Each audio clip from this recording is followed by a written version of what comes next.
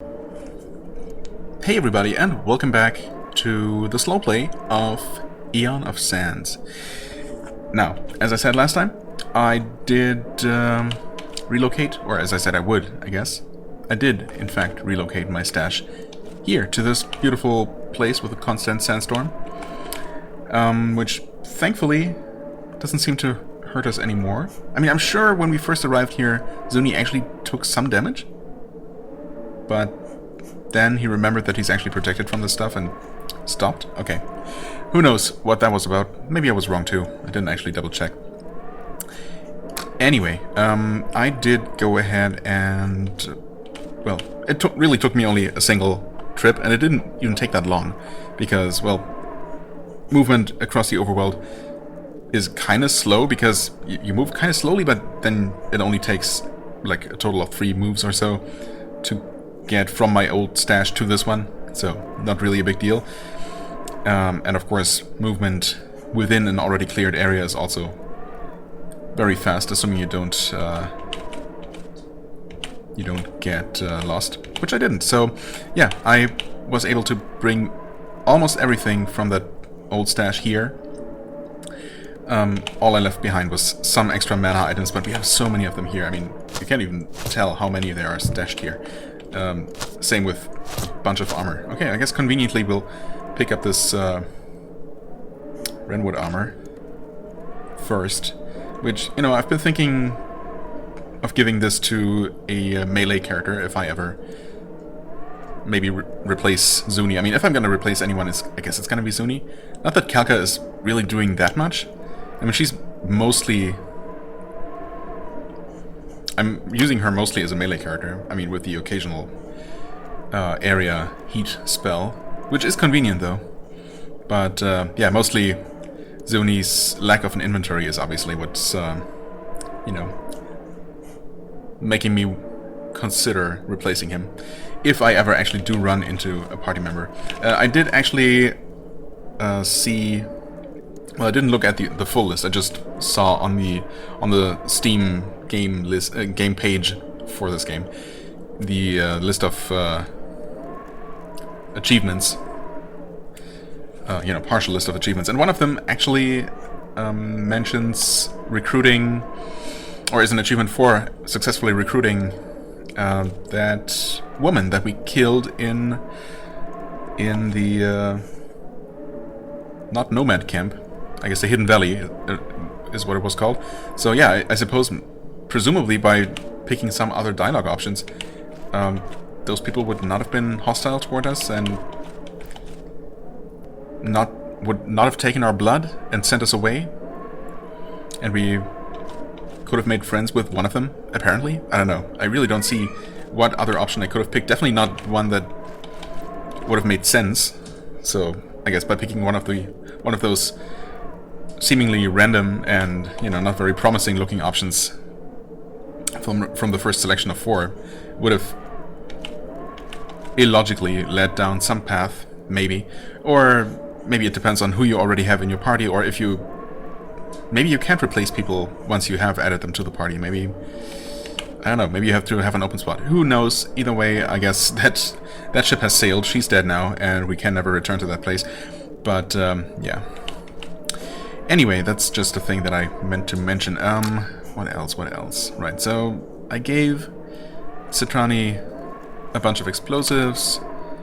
I did not give her any extra explosives, or, you know, I took them away from her specifically. I also only carry these extra magic items so I can switch to these damage types mostly. I mean, I'm pretty happy with just only using heat from this one activator, because, you know, I don't really need a ranged spell, and I guess if I absolutely do, I can... yeah, well, if I absolutely do, I can switch to one of these. I did pick the new type of warble that we found, rather than the warm one, even though it only has Firebolt, which is pretty weak. But I want to give the Stonefall a try, if, you know, before anything else. And if that turns out to be not great, I can always come back and pick up my other warble here. But, yeah. Most likely I'm gonna switch to Scum anyway, because, you know, Glass Splinters is actually kind of solid with 6 damage, and Glass Shards has served me pretty well as well. So yeah, if I find myself in an area where, you know, enemies are consistently immune to the heat damage, I guess I can exchange that for Scum and basically have it fulfill the same role. That's the idea, anyway. Now, what else did I do? I did not actually take a look at the glass tip lands yet. I suppose I'm gonna do that now. Okay, that is actually, I suppose all these, you know, might as well take this one out as well. I guess all the, like, pole weapons, or all two-handed weapons, period, always hit multiple enemies. Right, this was the one with the ×4. Or, you know, potential to hit 4 enemies at once. Glass tip lens sounds pretty good. 4 to 12 damage. Yeah, it's actually similar to her starting weapon, isn't it? Which is this one. Bladed Staff. Mighty Warlock's Polearm. Yeah. 4 to 13. 4 to 12. Okay, but the glass tip lens is slightly faster, and thus it has higher DPS. Right. This is so slow though. Yeah, well, I mean, we're not using that. Between these two, I mean, honestly, the DPS isn't even that much worse.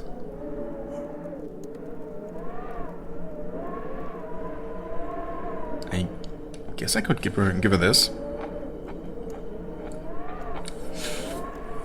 It does have more max damage, so potential for nice heavy hits. This, of course, hits ever so slightly harder, but is also even slower. So in the interest of... Oh, wait. I forgot, of course. The main problem with this is that these are two-handed. So never mind, I'm not actually going to use either of these. Never mind. I don't know, maybe at some point I thought that the spear might just be a one-handed weapon, because, well, technically a not super long spear you could use as a one-handed weapon, and would often do so, I guess, in combination with a shield typically, but why not with a magic activator? Anyway, I guess that's not a thing in this game, or at least I haven't found a short spear yet. Right, this body armor is for a potential melee character if we ever actually recruit one. And yeah, I kind of want to start using my crossbow. It feels kind of silly to hold onto this forever. Right, I also wanted to take a look at Sand Leech Juice, but first things first. We're gonna finally take out the hand crossbow. So there's no putting it back. I am gonna keep this one bolt in reserve though. I mean, I'll always have that with me, and I can always take it out, and it's not going to take up any inventory space. So it's going to be my emergency reserve, I guess. Although my emergency reserve is already the dark pistol, so arguably I don't really need that. But anyway, Pentellan Soldier's standard range weapon issue: shoots like a pro. Well, depends on the shooter, doesn't it? Right. I'm gonna take with me. Let's see, how much do I have total? A lot. 3, 4, 5, 6, 7, 8. 8 stacks. That's a lot of ammo. I mean, I'm probably still gonna use all of this up before the game is over. Unless it's over much more quickly than I expect. But that should last me a while. And even once I run out, I have a replacement that's almost as good, right? I mean, I guess the biggest advantage of this is that it's really fast, and it deals slightly more damage. I guess it does root you in place for longer, so I don't know. It's kind of hard to tell which one ultimately is better. Kind of depends. I mean, they're really quite similar, with the huge advantage, of course, of this thing not using any ammo, and thus, you know, never running out, not using nearly as much inventory space, and so on and so forth. Also, I won't be able to easily use my explosives. But, you know, still. I'm going to just leave a couple of them here. There. That should hopefully be good enough. Kalka has a bunch of open inventory space, so, you know, it doesn't matter that his inventory is kind of full. Right. And I'll save that. No putting that crossbow back. Now, one final thing. I did take a look at the mission note. I'm just gonna leave it there. Ah, okay. Recovers lost hit points and tastes really bad. Cool. Sand leech juice. How is it this... I mean, it's obviously a special item. The only one of its kind I've seen. So refreshing and oddly nausea-inducing. Luckily, highly addictive. That's, not sure if I agree with any of those things, but okay, cool. Disgusting and addictive. I mean, is this supposed to be some sort of quest item? Will having this with me, and presumably not in my party inventory, but in the actual inventory, usable inventory, is this gonna do something when I encounter some sort of NPC or something? I don't know. Maybe. Just in case, I guess I'm gonna keep it here and try not to accidentally use it.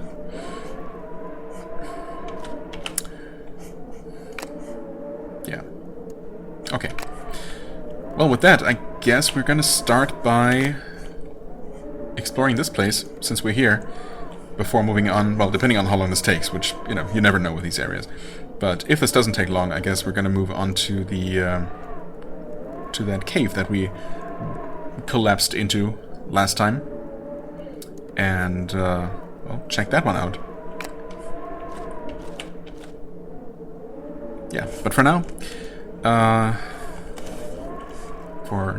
I'm gonna turn off the microphone and start looking around this place.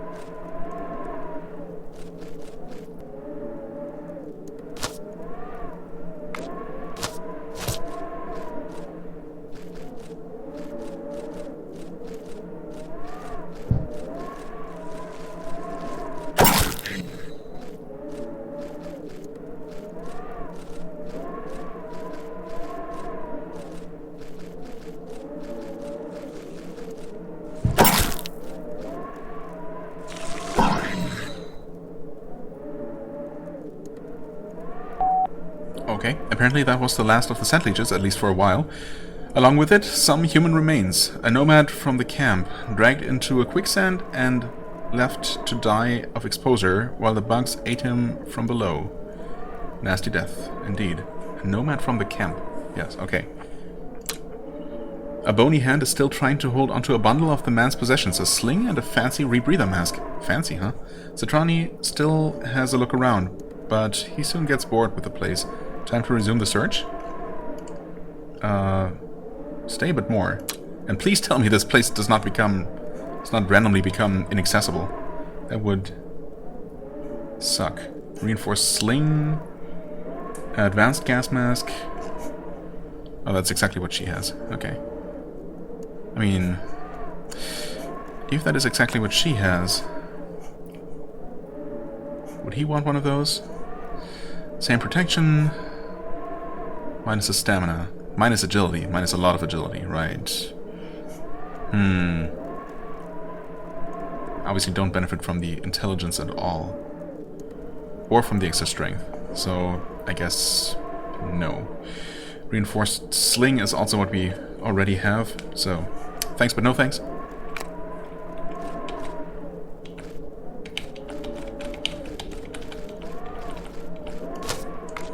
Oh. Oh. Yes, please. Heck yeah. Finally. I was really hoping that we would find a second pair of really good boots. Well, really good by comparison, but, you know, still.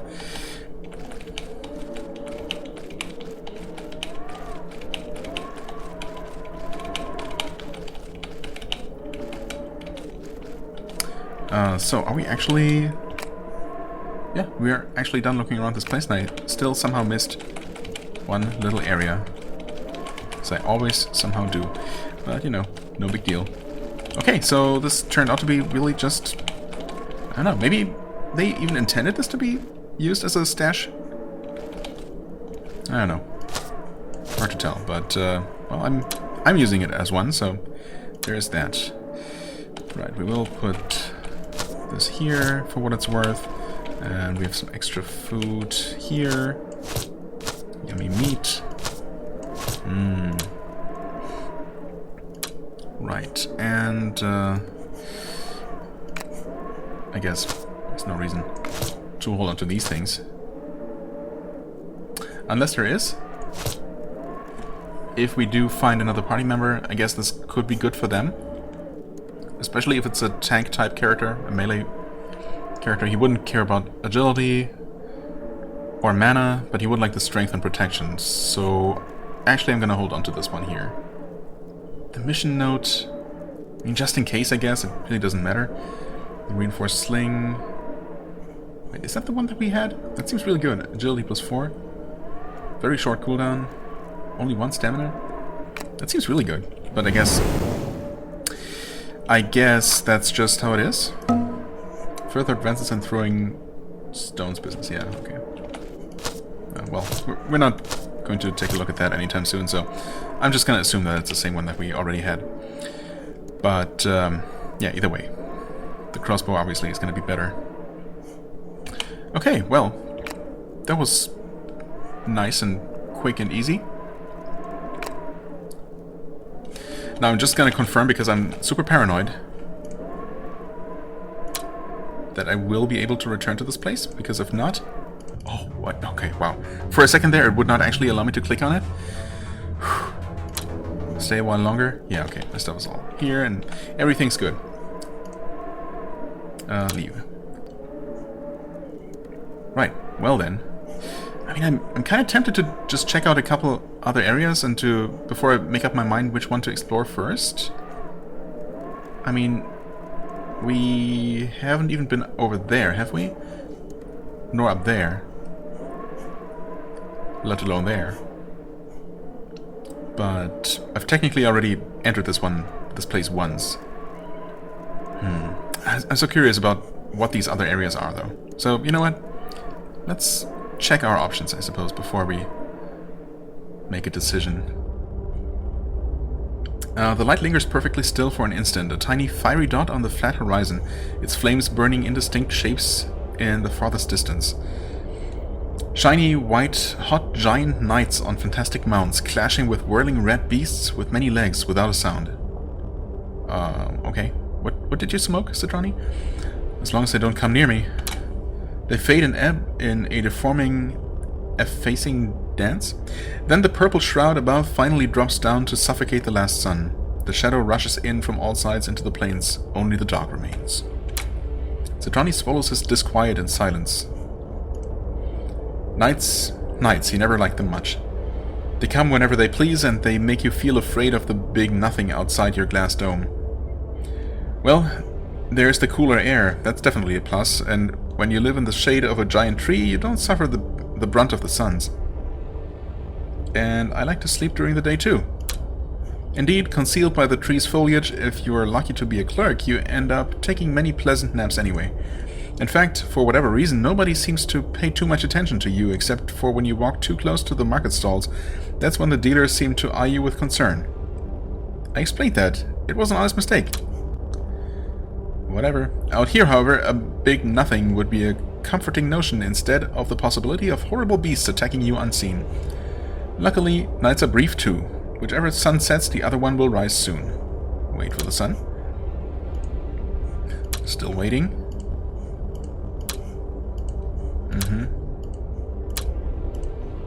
Waiting for you to... Whoops, sorry, wrong door? What? I don't even... The second sun, the harsh master, finally unsheathes its cruel blades. What the heck is this? Piercing the mist, hurting on the sands. On second thought, the idea of being silently assaulted in the night and unexpectedly being killed without realizing what was happening and what did the deed looks not that frightening anymore to Citrani as the nascent light crudely unveils with great detail of gore and dried blood a large sandcrawler's mouth gaping open and dripping bile so very close to his face. Jump! Jump away from here! Okay. And once again we find ourselves ambushed by enemies. Oh, that was it? I thought there were more than one.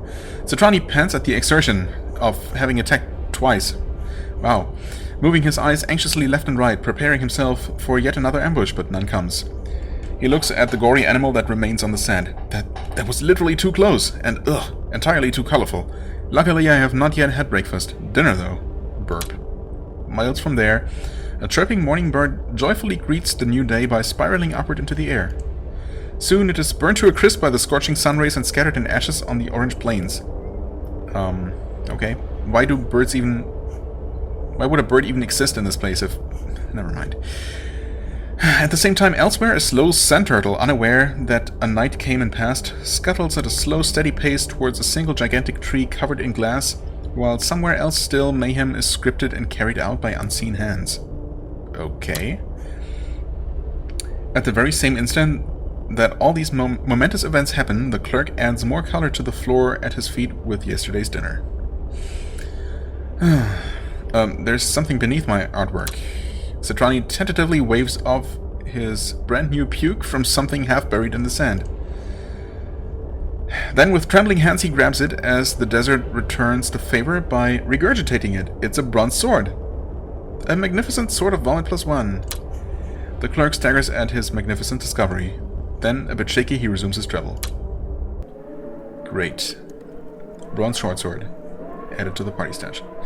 Okay, so apparently that was a sandcrawler giant. I didn't even get a chance to catch if it was named something special, and apparently it was, before it just died. So that was a sort of boss fight, I guess. Well, not really a boss, I guess, but... Oh, that's just a bronze short sword. Like the exact same type that we found. I'm not even gonna... I guess I could take a look at it by saving now. Taking that out, confirming that indeed it is just not that amazing. Yeah, 3 to 6 compared to the 4 to 9, and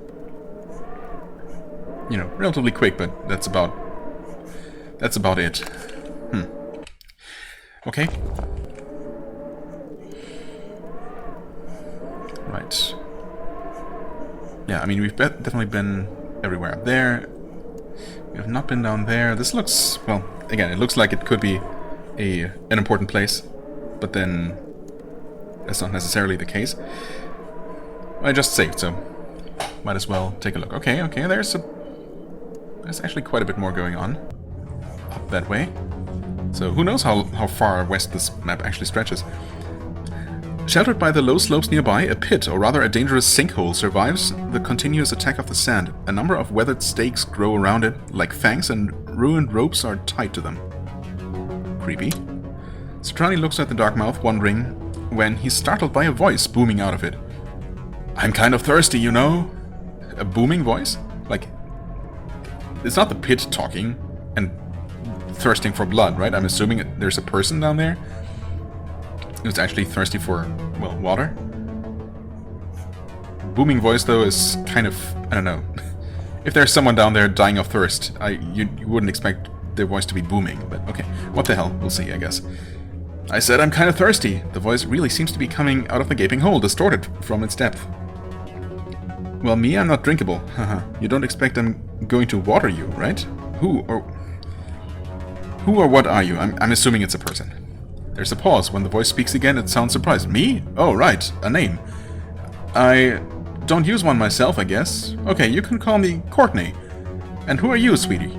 Wait. Okay, it's a woman then? Well, I'm Citrani, an undrinkable, inedible clerk of Pantella. How's life? Well, apart from a bad toothache, the lack of a dentist, the whole dying of thirst thing, and the damn tourists throwing money in my mouth, life is good. Wait. Say, how much water do you carry again? Tourists? What tourists? Money? As an amateur dentist, I can operate on you for free. What the hell are these options? I mean, I am curious about this tourist thing, but this option is just so bizarre. I can't possibly not pick this. Ah, both gullible and greedy. You're my kind of man. No, I'm alright. I just need some water. Suppose you can spare any of yours? I can give you some nice stones if I've found down here that I've never seen before. Interested? So we're actually talking to this pit that calls itself Courtney? I can't say no to your charming ways. I'll lower down a water skin. Of course I will. The exchange is quickly done, as the ways of the desert require. One rope descends into the dark with the water skin tied to it, another one is pulled out of the mouth with a bundle of cloth hanging to it. The clerk opens it to reveal a bunch of stones. One of them looks peculiar, cold to the touch. There's also some grinded saltpeter. Okay. Citrani has seen minerals like this, has seen minerals like that used already by scholars in Pantella. Ooh, treasure. The others are ordinary stones. There's nothing more to it. The voice in the pit goes silent. Citrani thinks there's only so much trust strangers can put in each other here. He nods to the mouth and then departs. How truly bizarre. Okay. So we have actually gained... Well, so we have actually used a water skin, first and foremost, as I somehow had a hunch we might. Not exactly in this way, because who could possibly see that kind of thing coming? But, okay. Glad I have kept some around for this purpose. And I wish I had not used as many as I already have.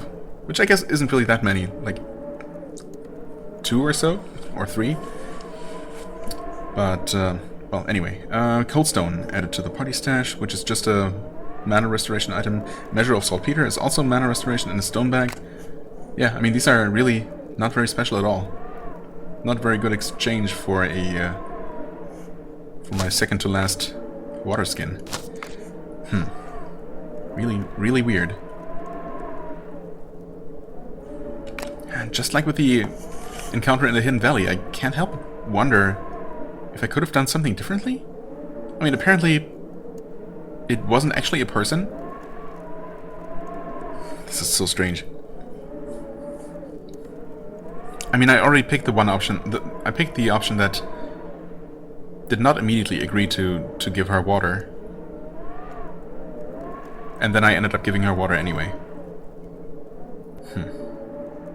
But really, all I got out of it was this bunch of relatively useless junk. I mean, some ammo for the sling, okay, sure, but that's not really that useful in a world where crossbows with plenty of quivers and a pistol with unlimited ammo exist, so yeah. You know what, I'm just gonna take it, whatever. I'm just gonna take it. A nomad caravan trails slowly on a sand crest in the distance. It has most assuredly spotted Citrani by now, but there's no alarm. It looks peaceful enough so far. Okay, aren't all nomads hostile and dangerous raiders? In any case, the tricky terrain would not allow the clerk to a fast escape, but neither a quick pursuit of the nomads. Let's hope for the best and be ready for the worst, yes? He may not have found Pentella's caravan yet, but he is great at stumbling over other people's caravans. Yeah, great at it, considering this is the first one he has stumbled upon. As he still thinks about whether he should approach the strangers or not, the caravaneers greet him from afar. Man from the city! Dogs of the desert. Let's try Men of the Sands. Maybe. The man smiles. Come, mix your water with ours. You don't have anything to fear from us. Citrani relaxes just a little as the caravan stops and sets up camp for a brief rest on the trail. The nomad continues. We are but traders, headed for the ravines in the east, where the long caravans meet. We will make good trades there. But what are you doing so far from your tree? Ah, funny you should mention it. The clerk tells an abridged version of his story on the search for the town caravan, skimmed of the possibility of raiders and nomad bandits. The nomad bows as if that omission was not needed. We have not seen the caravan you seek, but camps in the region might have. Oh, you wouldn't by chance give away yours, right? Shrugging, the caravaneer moves to another topic. Tree man, do you want to trade? We would offer you much for your sacred tree seeds. I mean, sacred tree seeds. I don't think I've ever been in the possession of such a thing. And, I mean, maybe I could have brought some from the tree. Maybe it was one of those items available at the market that I could have chosen but didn't. But I really don't remember. Sacred tree seeds. Or did I actually? Sacred tree seeds. Oh, you know what? I actually... Were those the very first kind of healing items that we found in the tutorial dungeon? If so, I obviously used them all. Well, if only I had known that I would need them 20 hours into the game. Some other time, perhaps. The man is visibly disappointed. The possibility of a profitable deal has vanished. He politely salutes Citrani, sticking to the etiquette to a fault in the unforgiving weather. Then the caravaneers shoulder again their burden and slowly depart. The clerk resumes his walk, slowly distancing them until they disappear behind the dunes. Okay. Huh. Can we enter here again? Nope. That was a one-time thing. Fair enough, I guess. It looks like there's absolutely nothing here where these roads go, or these roads meet, which is intriguing. There are 2 question mark areas. And the caravaneers mentioned ravines to the east, which I think, unless they were talking about this valley here, aren't a place that you can actually visit in the game. At least I don't remember anything ravine-like to the east. There's obviously this huge canyon to the west, but I suppose they were coming from that direction. Well, anyway, I guess that's another encounter down, and we could have done something potentially productive there if we had happened to possess one of those seeds from the very beginning of the game. Oh, there's a lot going on here, including what looks like an actual city. That looks serious. Is there a fight going on, I guess? The clerk slowly climbs a low sand hill, wary of the muffled sounds of strife just beyond it. Now he sees it, a clash of 2 nomad groups, each of no more than a dozen of raiders, but with warlocks on both sides. Pack lizards have been felled, I guess, by vicious wounds, darkened with burns. The marauders use them as protection against a raging sandstorm that has been conjured by the men in tatters and ritual masks at the back of their own groups. It's best to evade the whole thing and hide until they've finished massacring each other. Or maybe to help one of the groups defeat the other and pick up some spoils. Or maybe try to kill absolutely everyone? single-handedly. Well, I suppose there's 3 of us, right? Which the game, honestly, surprisingly, never acknowledges. I mean, there was some interaction between Casca and Zuni when we met him and recruited him, right? So the game did acknowledge that we had Casca with us at the time. But ever since then, none of the encounters we've seen have considered or have acknowledged that we have any party members, and they've all been, you know, been worded as if Citrani was by himself, including, you know, getting us into situations where, you know, our companions could have acted and could have done something, but didn't. So, yeah. Unfortunately, the game has been pretty inconsistent about that. And, well, either way, obviously, if the game throws me into combat here, we would be able to make use of those party members, so there's that. Hide and see how it plays on its own? No, get involved. Where's the fun in just hiding and waiting? Citrani stands up on the sand crest in the scorching light with the posture of a very fashionable target and with about the same wit. Yeah, that's, I mean, there is getting involved and there is just throwing yourself into their weapons. But I suppose Citrani is Citrani. Maybe we should go ask them for directions. Meanwhile, Calca... Oh, Calca, not Casca. You know. And of course I had to say something, and now they actually do get mentioned for the first time in a while.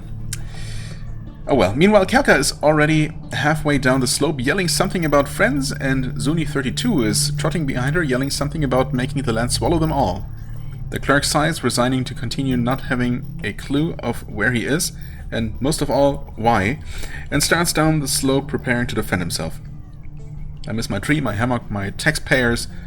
Sure, but I mean, Calca is saying something about friends, so does she know one of the groups?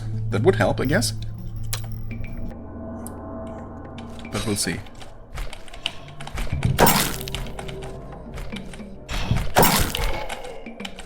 I guess that guy just died. The die just died. Whoa, that was a whiff.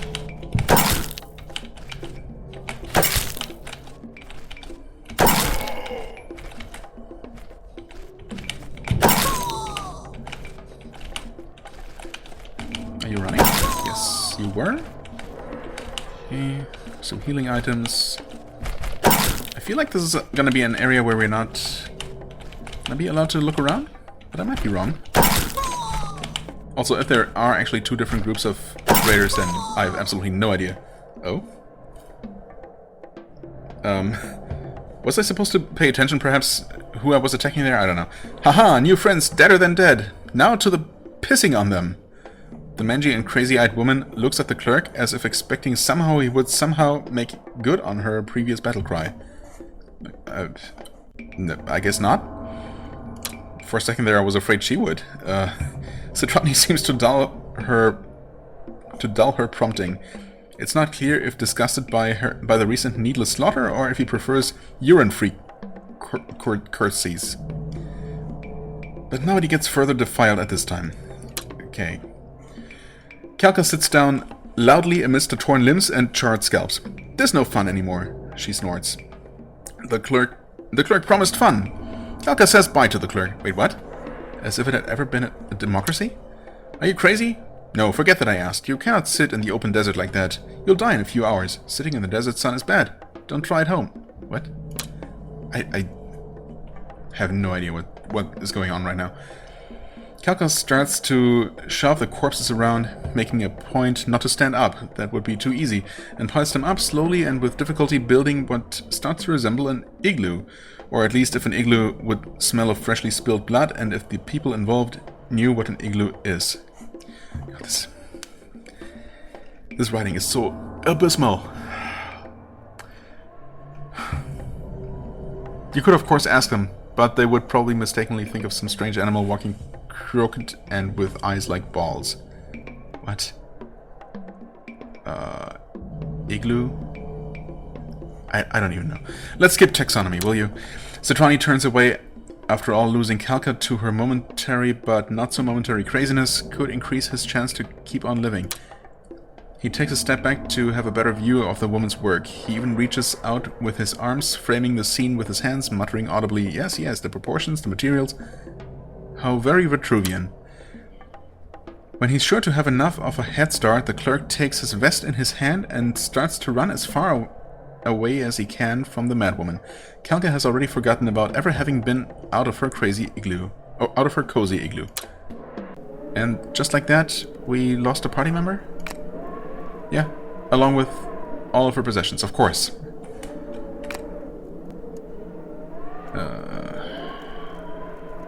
And regain a measure of saltpeter and a piece of diasporous bark for some reason. So...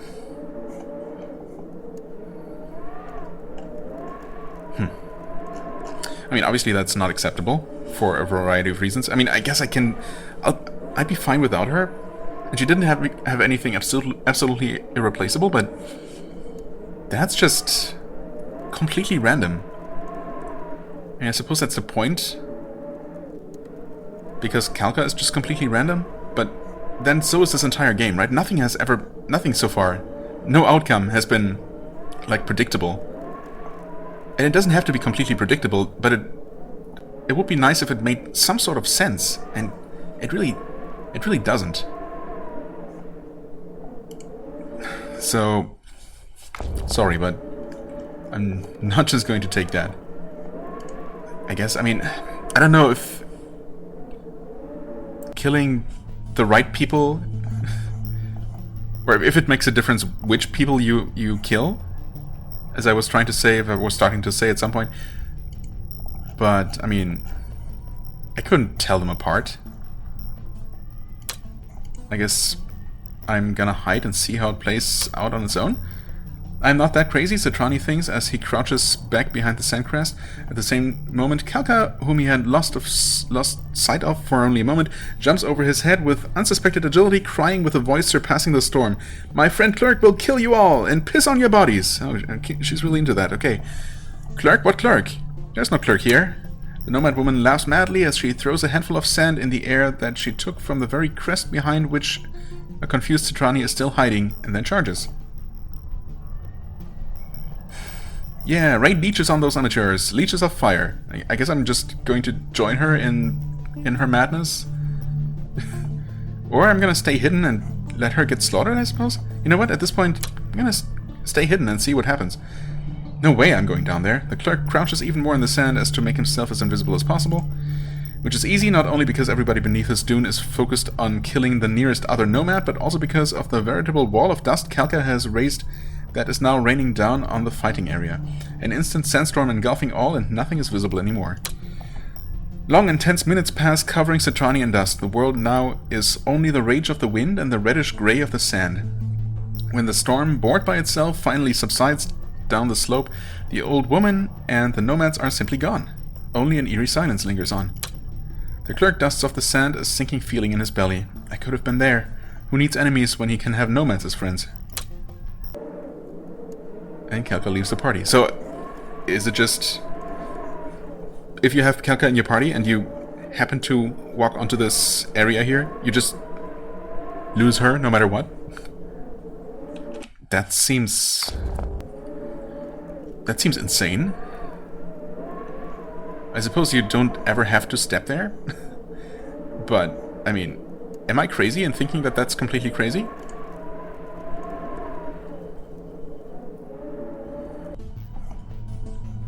I suppose there are still some other combinations to try? I mean, ultimately, I guess I can only get involved and maybe try not killing anyone and try and wait until one side actually wins? Or something? Well, let's get involved. Meanwhile, whatever. Okay, let's see here. We got these people with spears. We got that person. We got... I mean... there's no way. They're all just nomads. Can I just leave this place? There are items lying around. Just healing items, I guess, to sustain you during the fight.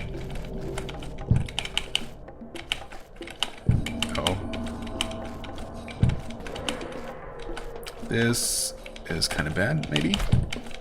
Yep, definitely bad.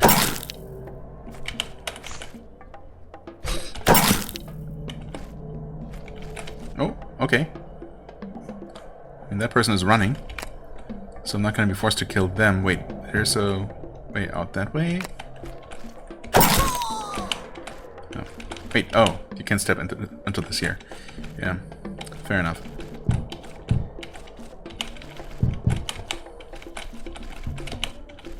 I mean, it seemed like last time this event just ended after I killed a certain number of them. Certainly not all of them, there were still some left.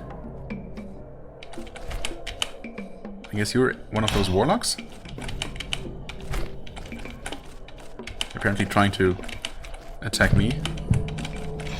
As are you, presumably. I mean, I can only assume that they're all hostile toward me. There's no such thing as actually picking a side and helping them.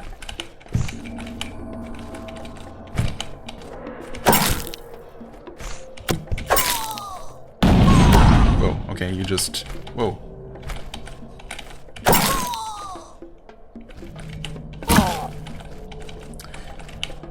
I don't know, something made the earth shake.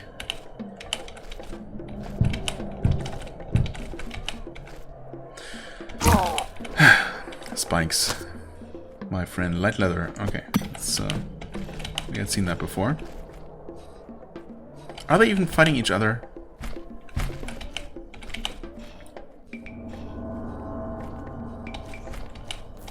I don't think they are. So, really, there doesn't seem to be any other outcome.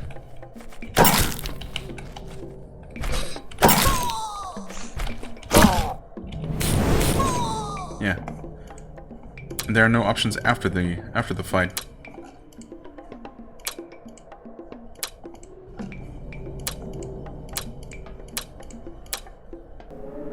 And she just leaves. Okay, so don't step onto this area. Gotcha. This is... I'm still baffled by this, but you know, it's okay. Oh, looking at the gash. An immense and hungry wound in the face of the desert, Satrani feels dizzy. It's the pull of the void, a pull he never felt when fearlessly climbing the highest branches of Konami. This is not healthy. He barely steps back. There's no way to cross the gash, or to climb down and up again. The only path is around this colossal empty snake. Oh, okay. Overlook point. Oh, we can look at this again. Interesting. I guess in order to remind me that I need to find a way around. I mean, it seems like maybe there is a path around here from this place with the collapsing. I mean, where would it start? Maybe from this from the signpost. Maybe there was a path. I mean, I don't see a path though, like connecting these areas. I don't remember there being a path from the cave. Let's check out up here, I guess. Carefully avoiding this place. A gash so large that a long branch of the Konami tree would not cross it, and so deep that its darkness is not pierced by the light of the two suns above, cuts the desert into two parts, with Satrani on the one side and the places he would like to go on the other. I'll try not to take that too personally. What would you take personally? There's no way to cross it, the clerk considers, nor to climb down and up again. The gaseous borders are soft with sand gliding over them, pushed by the wind. Getting too close would mean falling to ruin. Satrani steps back to walk along the edges, hoping to find a place where he can bypass the abyss. Oh, okay. So close and yet so far. Yeah, but I'm pretty sure... In fact, I'm quite sure that there were absolutely no paths to the north of here. In fact, we might be scrolled as far north as we will ever be, so...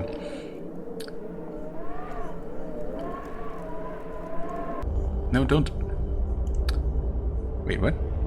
It might be the sun's hitting hard on Satrani's head, or it might be a sudden inspiration, or more likely madness tightening its grip on unstable minds, but the clerk is sure that the sand mound in front of him is different from all others he has ever seen. Conveniently, there's a pick in the backpack. Citrani grabs hold of his trusted pick and starts working on the soft sand. Why didn't I pack a shovel instead? Oh well. After some work and sweat, he has found nothing, but he's even more convinced that there must be a treasure. I'm really not sure what might have triggered this different event now, but... Let's try one to the left. No, let's try the right. The pick is not the best tool for this kind of work. Citrani is panting hard. There's nothing where he's digging now, but he's sure there must be something somewhere. Try a few steps further? Further, indeed. Always further. Nothing, nothing, nothing again. In this direction or that direction? Let's try that other direction. This direction obviously wasn't working. I deserve some success here, but no success comes for now. Maybe success doesn't deserve Citrani yet. Maybe success doesn't deserve Citrani. Deeper, going deeper, hitting wider, working harder, breathing longer. Missed opportunity for going... Uh-oh, wait. Hold on. Harder, better, faster, stronger, right? I think. Anyway. No, instead it's deeper, wider, harder, longer. Although maybe they were going for that. Working harder. Obviously. Gambatte. Working hard was never met with so little success. Oh. Try a few steps further, a few steps back, a few steps around. Maybe around. Nothing, nothing, nothing again. Ah, oh, come on. Okay, so that direction didn't work. Maybe this direction instead. Some steps back? Once again, the pick disturbs the desert's face, but there is nothing underneath. Let's try a few steps in any direction. The clerk takes some well-deserved rest. Wait, that's not what I picked. Then, with a fresh mind, he takes a few steps and starts again, hitting the desert with a vengeance. Nothing yet. This is disappointing. I'm sure there's something here. Further? That direction? Deeper. Breathing longer. Breathing longer. Surely. After more toil and sweat in this particular place, there's nothing. Okay, this direction again. Where's my treasure? Hitting wider.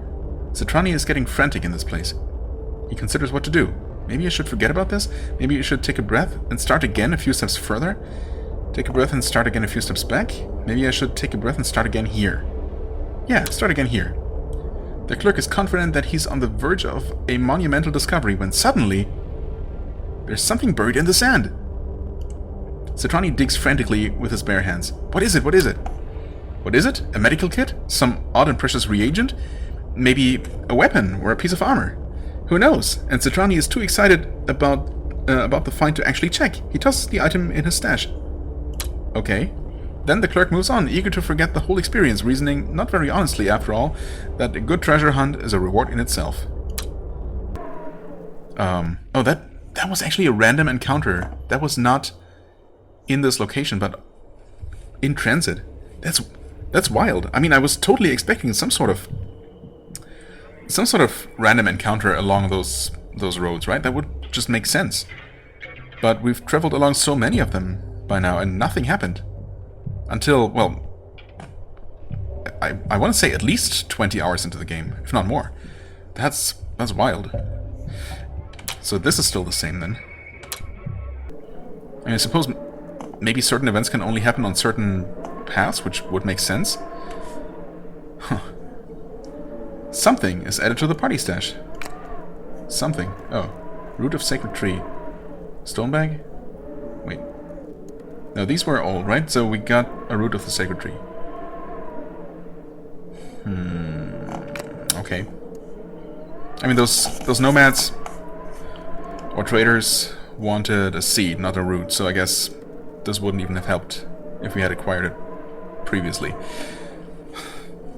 I mean, I can only assume that I could have gotten, you know, any of a number of items, including maybe something a bit more exciting than what we got, but I guess I'll take it. Right, so there has to be a path around here, right? I mean, obviously the gash ends here. So let's head back over this way. No, surely there's clearly a path from this place. So this is not even optional. You have to visit this place and consequently break into the floor, and then the decision is whether you escape and leave this place forever or you actually explore it, which, I mean, there is no decision there, of course. Obviously we'll explore it. So I guess we'll do that right now. Is there a reason not to? Okay, one final check. Do I need to stash anything away? I could pick up a bit more food. We did use up that one water skin, of course. You know what? Honestly, that would be smart to take at least one extra bit of food. Considering I'm not actually going to use this water skin. Definitely going to hold on to that one. But, yeah.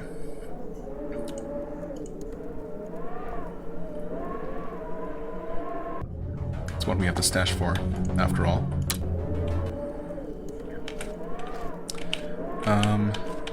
Wait, food is... God, where even am I? So confused. There's the food. That's only 6 healing.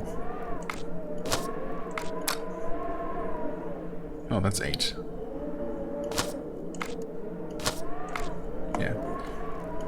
Let's take that. We don't actually need this. Forgot that we picked up this extra thing.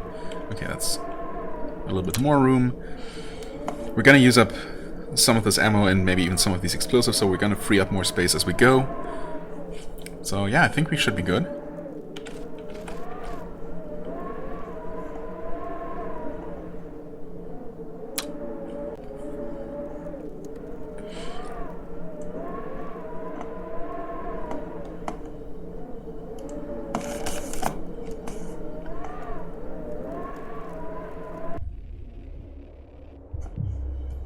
Right.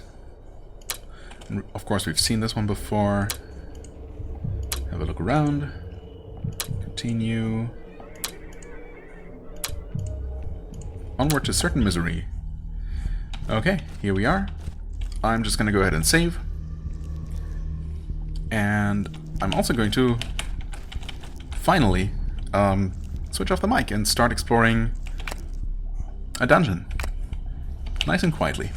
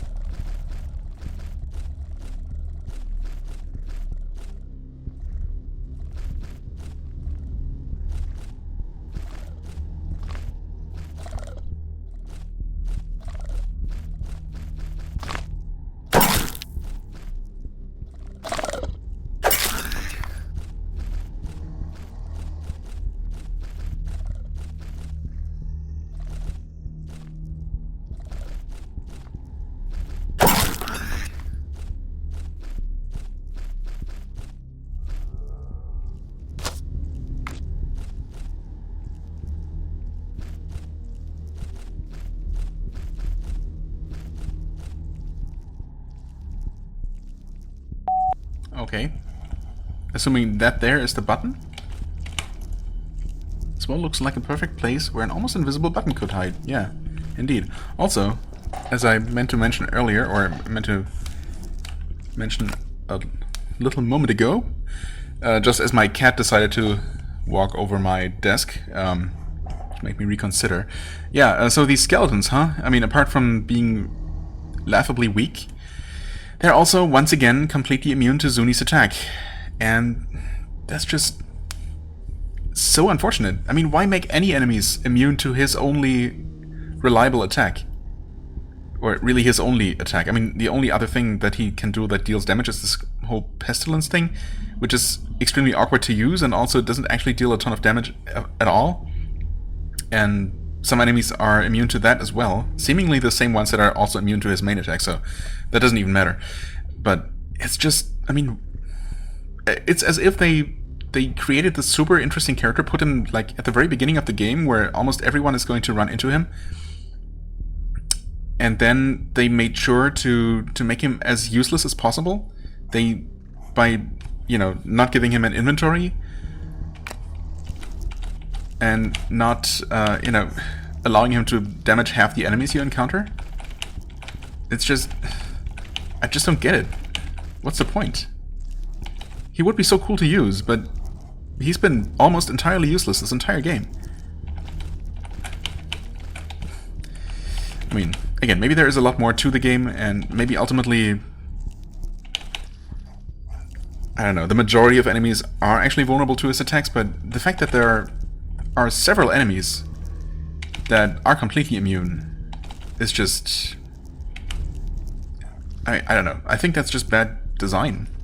I don't see how that's good. Surely they must have thought, the developers or developer, I'm not even sure, must have thought that it made sense for some reason, but I don't know, it doesn't make sense to me.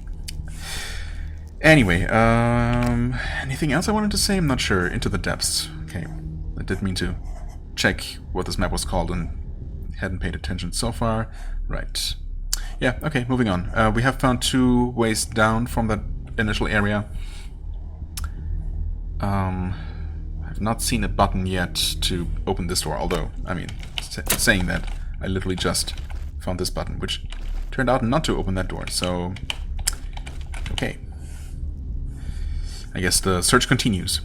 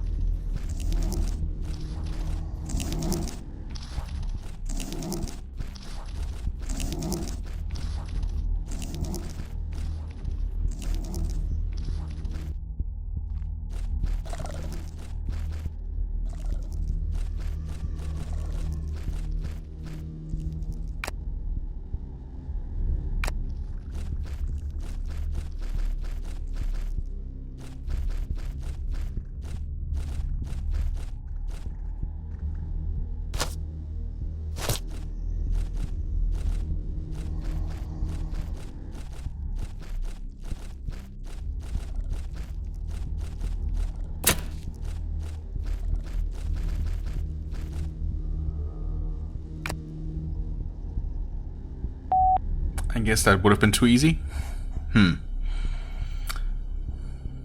Well, hopefully that opens something in another part of the dungeon.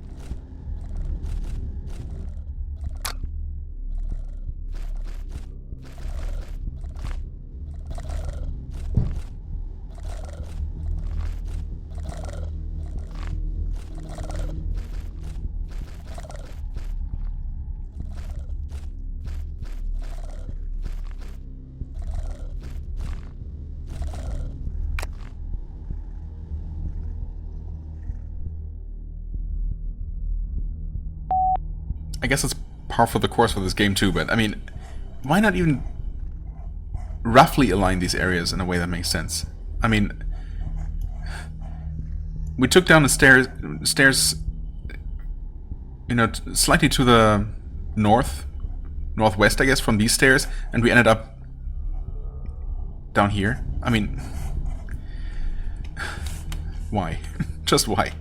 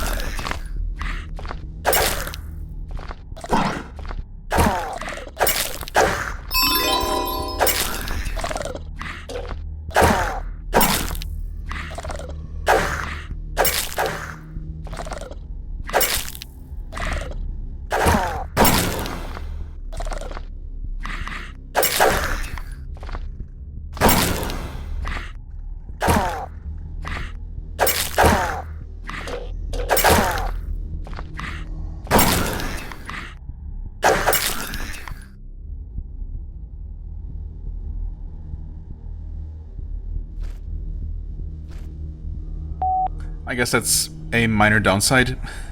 A minor downside to this macro that has everyone attack is that Zuni will actually saturate himself on mana if he attacks, if he spams his attack. Too bad it didn't even actually deal any damage in this case, but, well, I mean, not to the enemies, that is. But he can also easily heal himself, even from that damage, so no big deal, I guess. Yeah. Oh, wait. Oh, I also didn't realize that he must have run out of ammo a while ago, probably. Yeah, okay, that's something I'm just not used to paying attention to. A smelly stone, I also never looked at this. Oh boy. A small stone faintly smelling of decay. Oh, okay. I mean, not usable. I guess that's gonna be gonna act as a key of some sort, eventually. Okay, well, first we'll rearm ourselves. We found some poultice. Well, you might as well use one of those. And keep another one around, because why not? Oops. Yeah, she doesn't need any healing, surprisingly. And we did all this for nothing? Really? Absolutely nothing? And I suppose we had to step on this.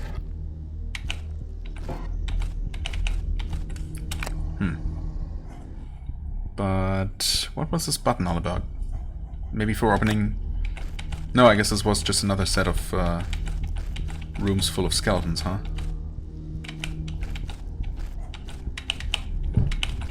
Surely there's gotta be some hidden passage or something. More explosives. A blood of... What? Blood vial of Clibbit bug. Okay. 100 hit points. Recovers a lot of lost hit points, but depletes stamina by 4. Oh god. Shock. 100 hit points. So that's basically an elixir, a full heal. Vile potion that heals you while hurting you at the same time. Not for the faint of heart. What?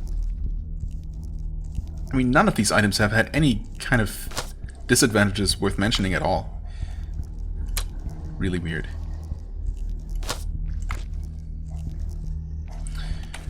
But okay. More explosive bottles? No, never mind. That's a brute of the brute of the Fred tree. Yes, a brute of Fred the tree. Never mind. Never mind me. Nutrients tube. That's one of these things. I mean, it's just an upgrade over this. Yeah. I mean.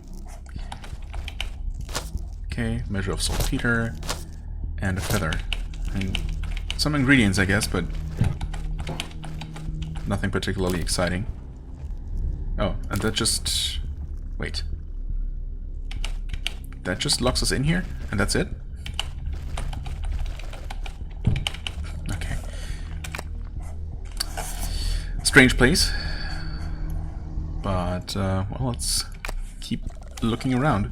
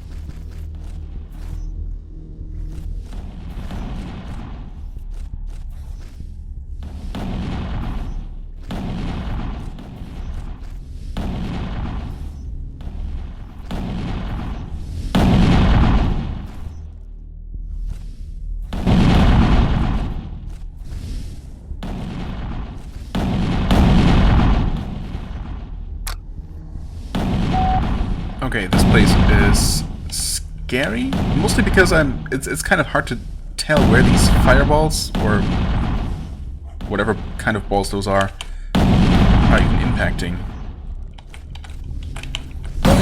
Whoa, okay. Right, there for example. Cool. Good thing I just saved. Holy crap. Oh. I did not actually just save, but, you know, close enough, I suppose. Right. So this explodes here. Does something explode at the end of the corridor here? I guess not.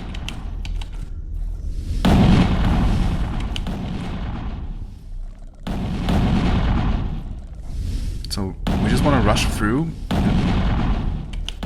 I really hope there's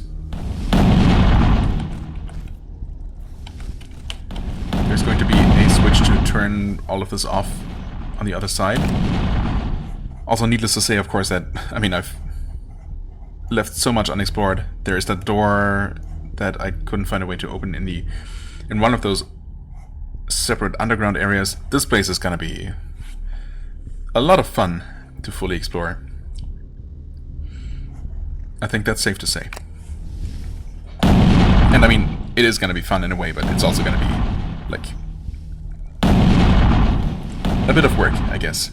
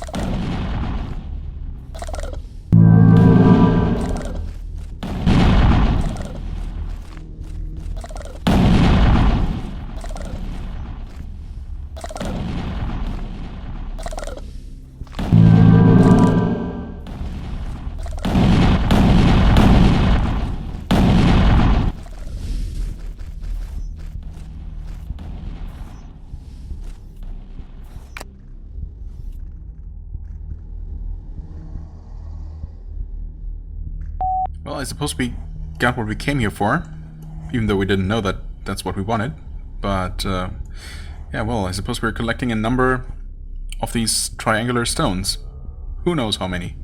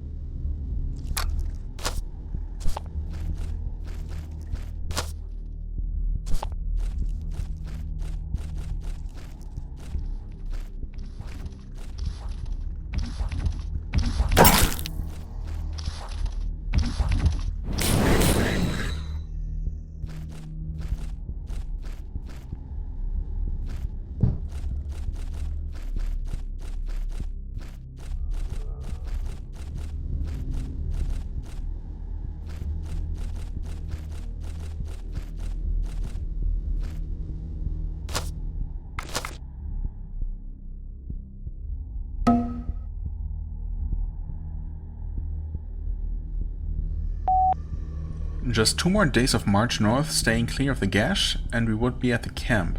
Why this stop? Today I caught the giant's gaze on me, hidden in its cowl. I swear there was madness in those eyes.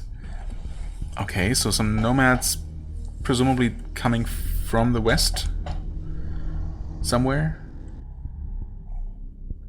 intending to go north from here. Yeah, that makes sense, I guess. Toward the camp. I guess that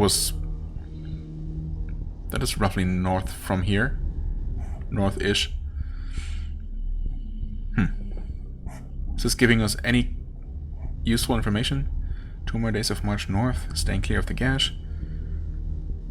Or I guess it could technically be north on the western side of the gash. There is something on the part where it bends, basically, like right on the other side of where the northwestern of the 2 observation points was. And apparently they were traveling with some sort of giant wearing a cowl. Madness in the eyes. Okay, sounds good. Looking forward to meeting that guy. What? You see a bunk. Okay, just a bunk.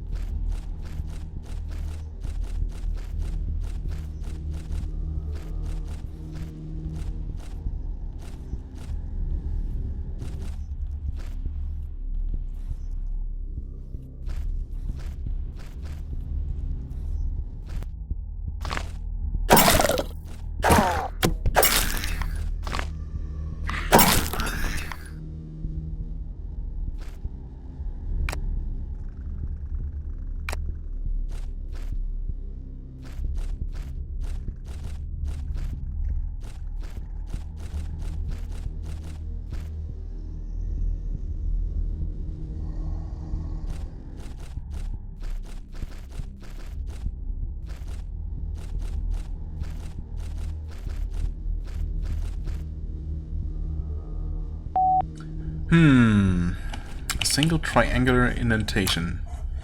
But we have 2 of these, and there might be more. Smelly or cruelly scratched. Faintly smelling of decay. Crude scratch of a talon or claw. I mean, there's no indication here as to which one might be the correct one. Let's see if either works. Keyhole is sealed.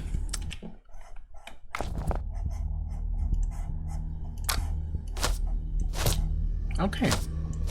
That one does not fit. So I'm assuming that this just happens to be the correct one. Good. Okay. I am going to mark this just in case.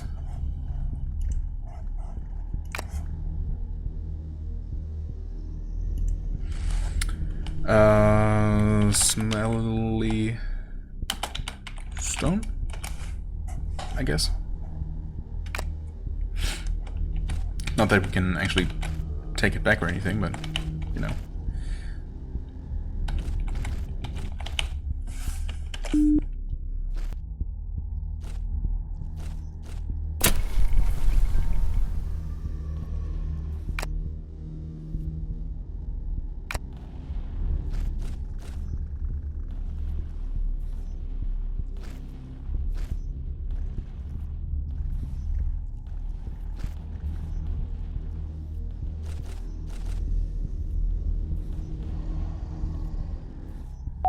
What the heck is that flame? Is that supposed to be coming up the stairs, or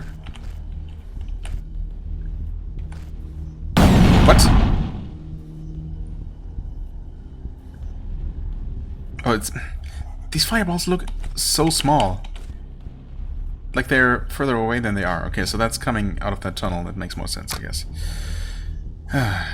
Okay, it's fine. We have all these extra healing items. In fact, I was kind of waiting for an excuse to use some of these. Okay.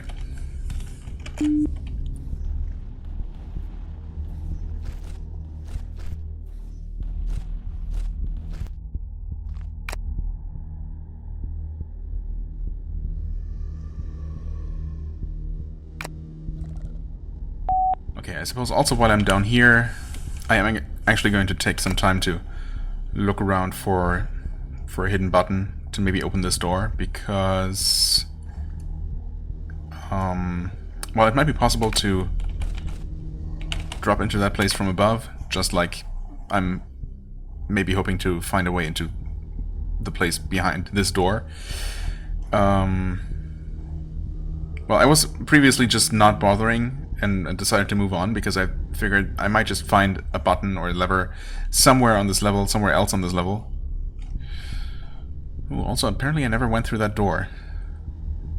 If that was open at the time. Oh god, what place was that? With 2 buttons marked here.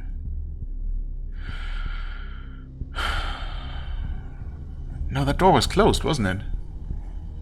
I hit a hidden button here, hoping that would open, but it did not actually open.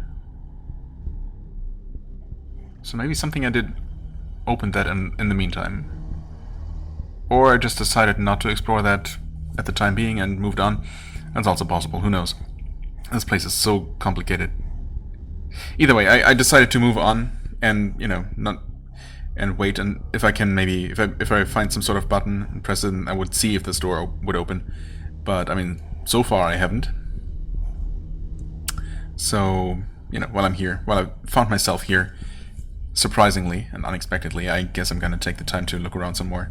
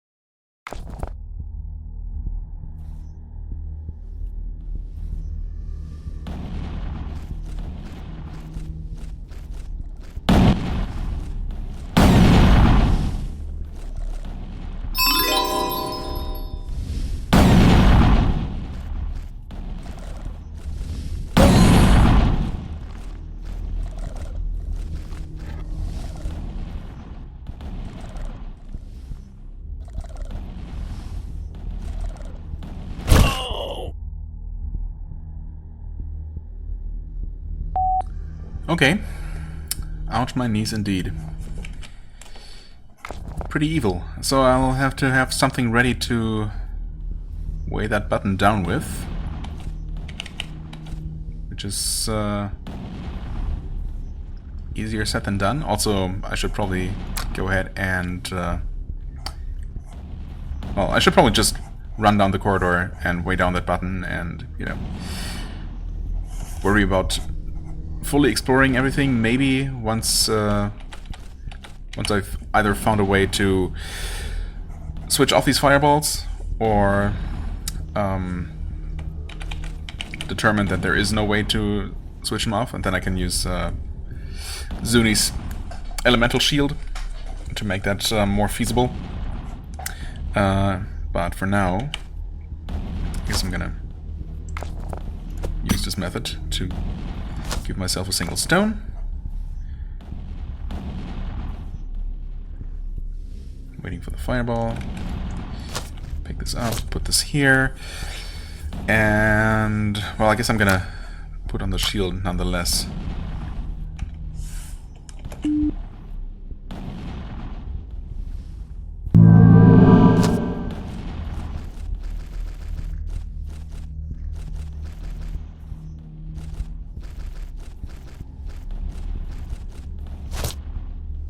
And I guess then I'm just gonna run in the wrong direction because for some reason I thought... I don't know what I thought.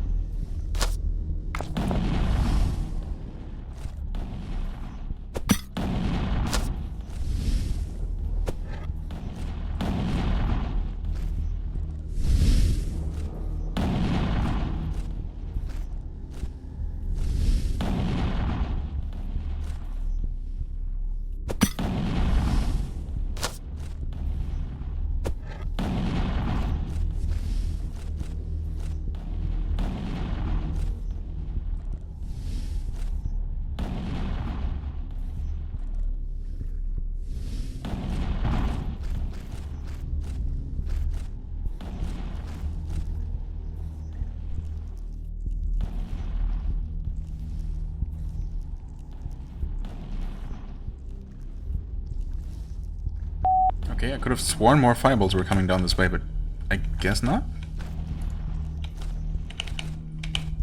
I guess not. Okay.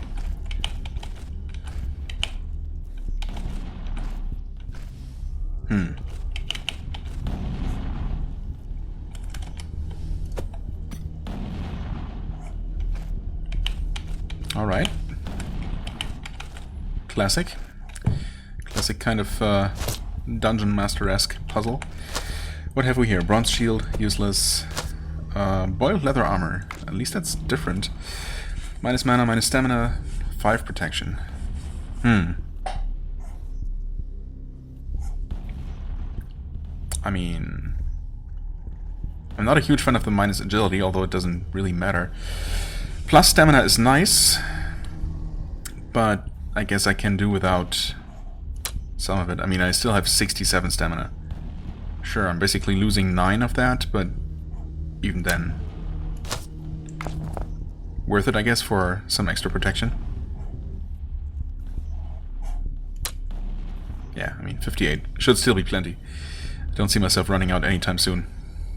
And we have more agility now, I guess, for what it's worth. She wouldn't be interested in this, and I guess I have that other armor that I got for killing the god. Was it? Don't even remember anymore. Well, the Sandcrawler god, that is. The so-called god. For any potential future melee character. So, yeah, I guess we don't need that. And do we need any of this? No, not really. I mean, this is some pretty good... It's a pretty good reagent, I guess. Well, it's decent. I mean, it's better than the bone. If not by much. Just by virtue of not costing a negligible 2 health to use, I guess. But better is better.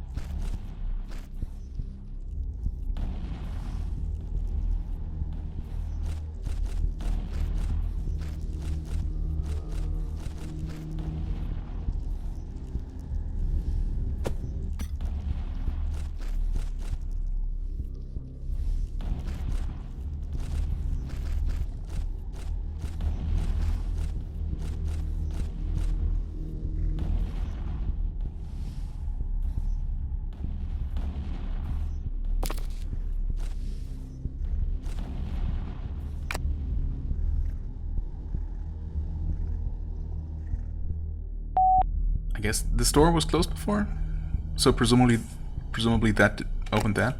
I guess I can hit it again and double check. Yep, okay. Fair enough. Also, of course, I actually want to try jumping into every single hole, just in case one of them leads me to an area I did not have access to before. Specifically the one behind that one door in the area with all the holes on the ceiling.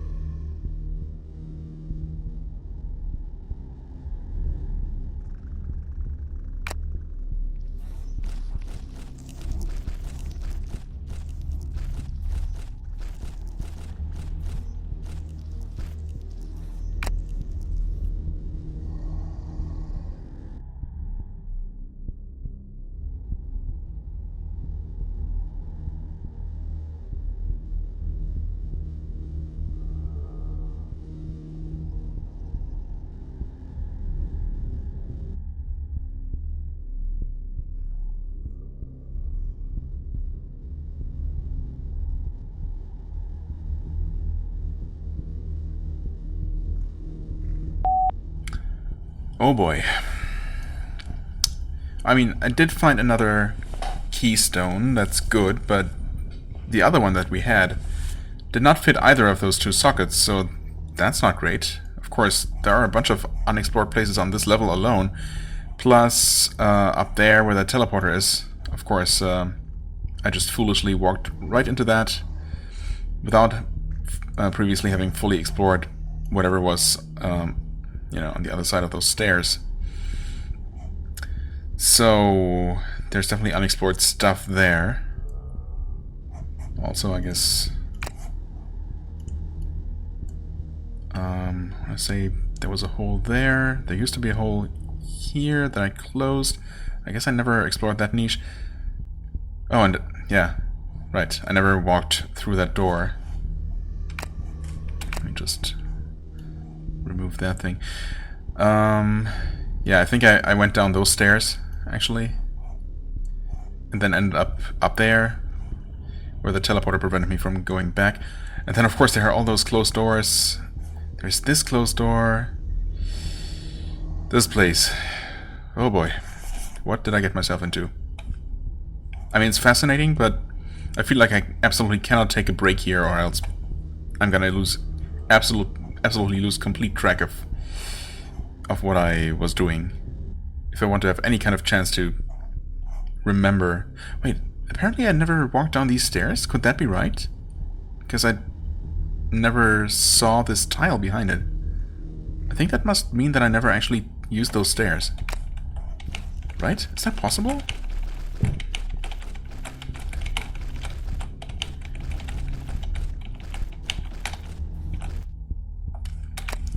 I guess not, because I definitely did come from there. I mean, I basically have to backtrack though, right? Retrace my steps. Because I need to go back to some of these areas. Except backtracking the way I came, that is from that room I just briefly dipped into, that's not going to work for me. Right. Instead, I guess I'm gonna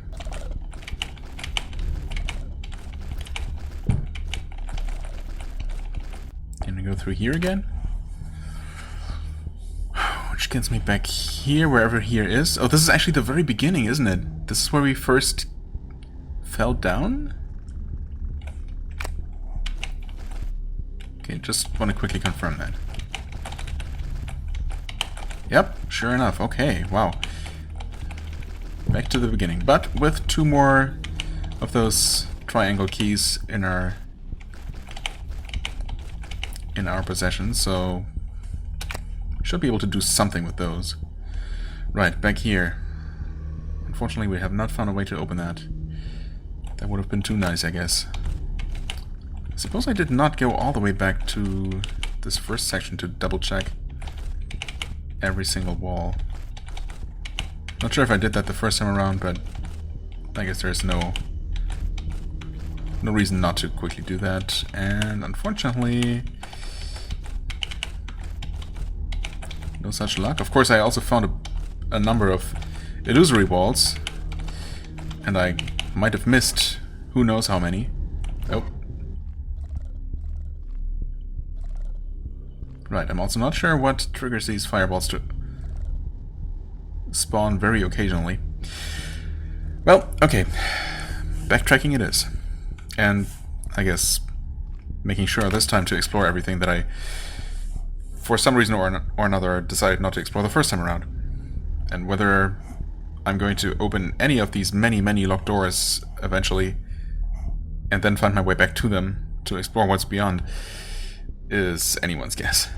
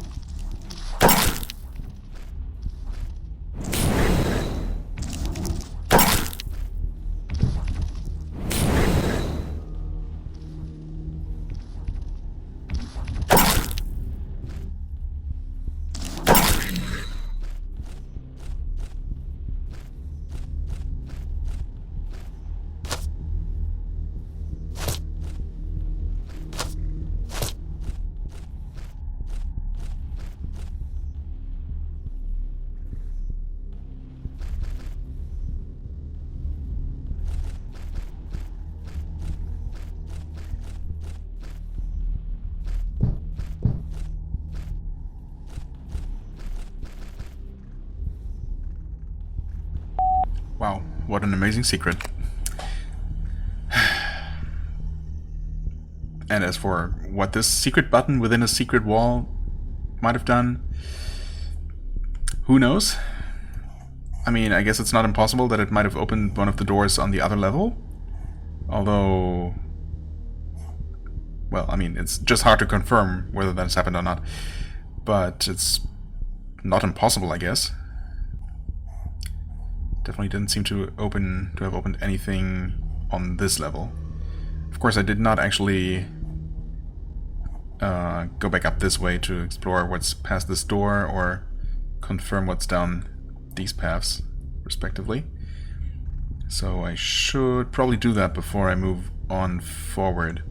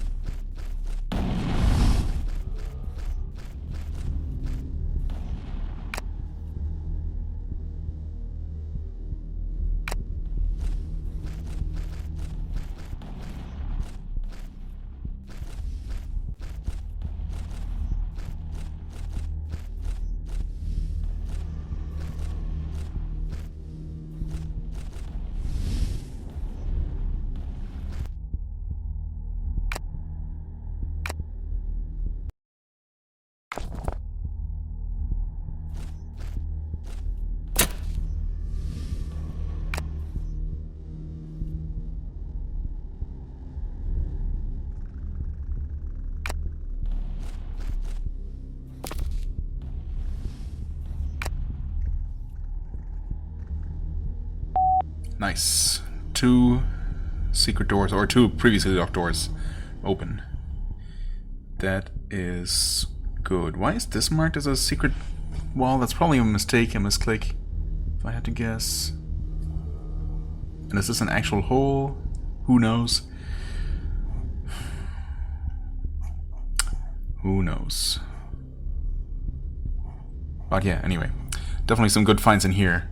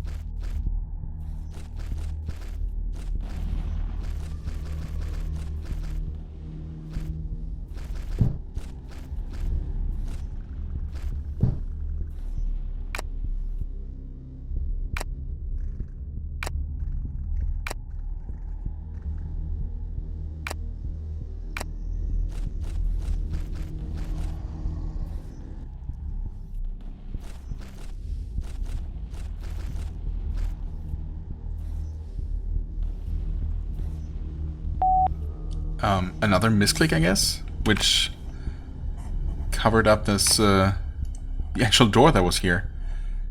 I guess I must have opened that with something. Maybe this hidden switch over here? Well, some hidden switch somewhere. But I guess that's definitely a strong candidate that did not seem to do anything at the time. Okay.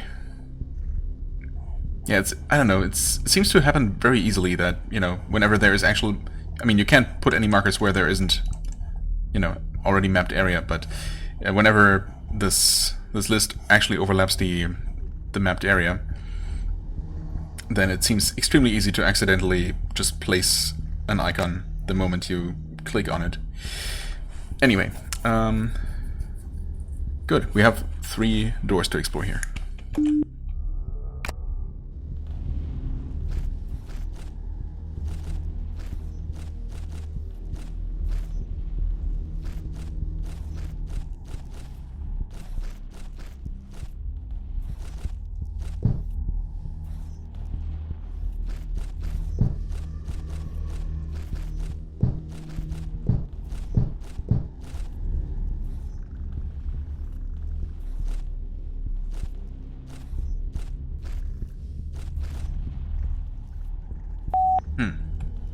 This wall here,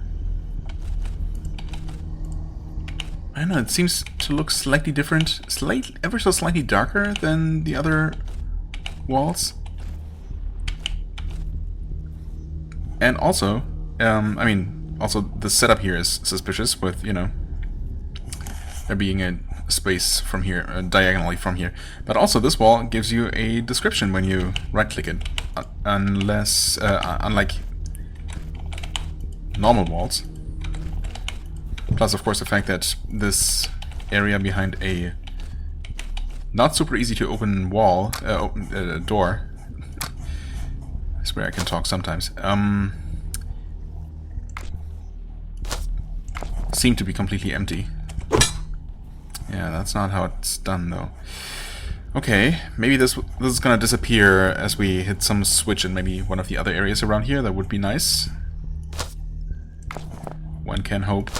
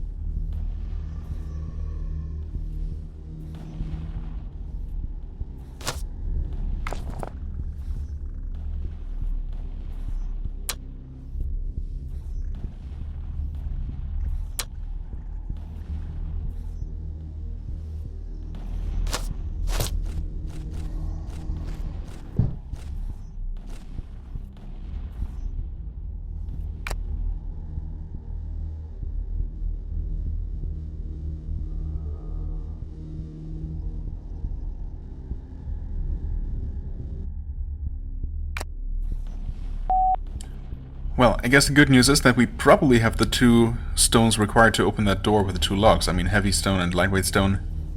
That makes too much sense not to be, you know, a set of paired keys. And then maybe we'll need the talon stone beyond that. But of course there are still so many mysteries here. I mean, okay, we found a way to the other side of this broken door. Fair enough. And that's where the key was, but what's up with this? What's up with this? This locked door behind an illusory wall.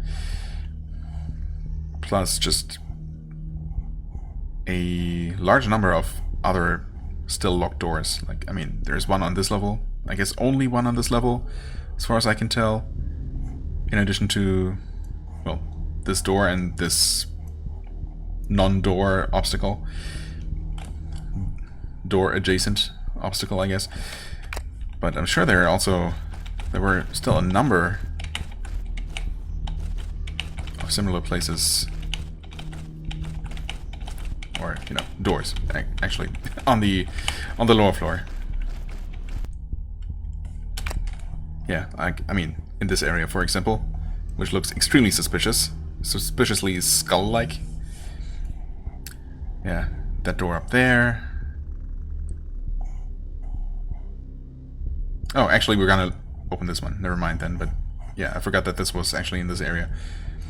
And then, of course, this room here that we encountered so early on. Well, we will see. Maybe, I mean, something about this door obviously feels like it's gonna lead to maybe the end of the area. The exit, the boss, perhaps, if there is a boss here. But who knows, maybe it just keeps going after that.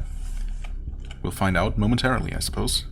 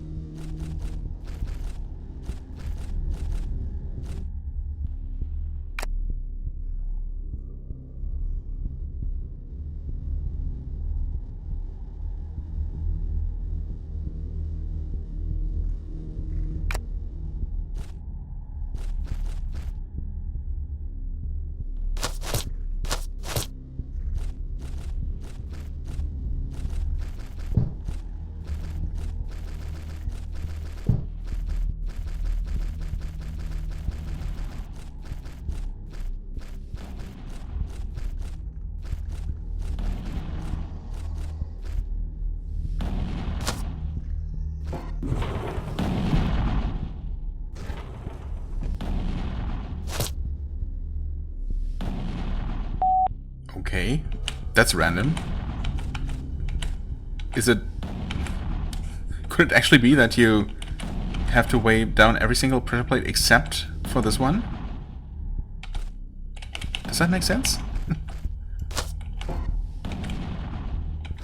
No. I mean, maybe.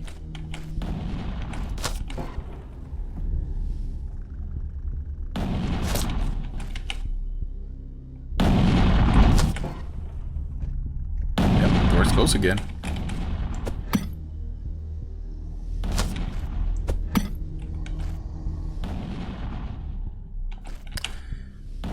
I guess one way to permanently disarm this would be to prevent the door from closing. So something like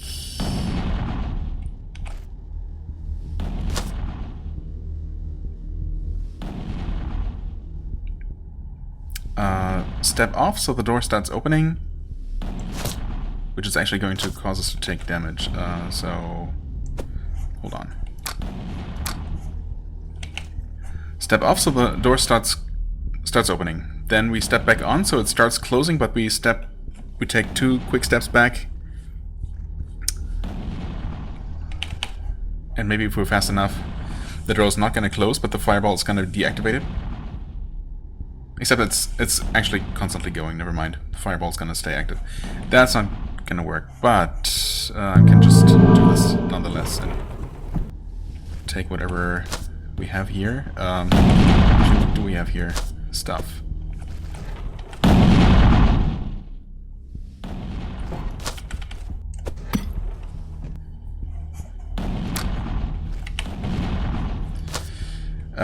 Anodized blade and some more bolts.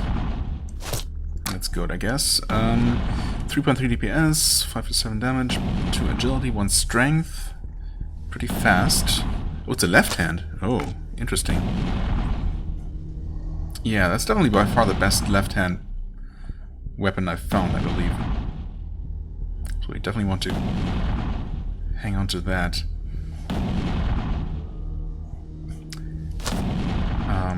Can we? Nope, of course not. No such luck. Put that there real quick. Just take those 40, leave the one, whatever. Take this with us, because we... Do we want to use this, actually? Wait. Why did I keep this? We still have that other armor that I wanted to give to my potential future tank. I mean, I really, at this point... It feels like I'm pretty far into the game, and I'm not sure if I'm even going to encounter another party member or replace one of the existing ones. I mean, yeah, I guess I would choose to replace Zuni if I had the option, just because he's not being very useful. But would I give them this armor? I guess not. I don't remember exactly what the other one was like, but I mean, surely it was more protection than this. I guess for now I might as well keep it. I think I want to confirm just one final time.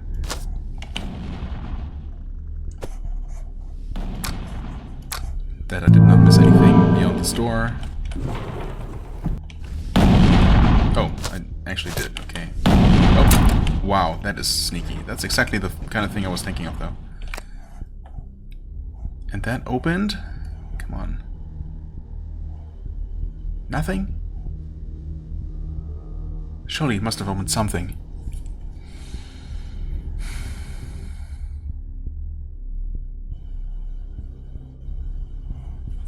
Well, certainly not the one... Oh, it opened this! Wow, okay. Yep, that's great. That's good. I'll take that. I'll have to find my way back there, but, you know, that should actually be relatively easy from the start of the area. Okay. And that better be worth it. That better be worth the backtrack that might be necessary to get back there. Oh boy. Okay.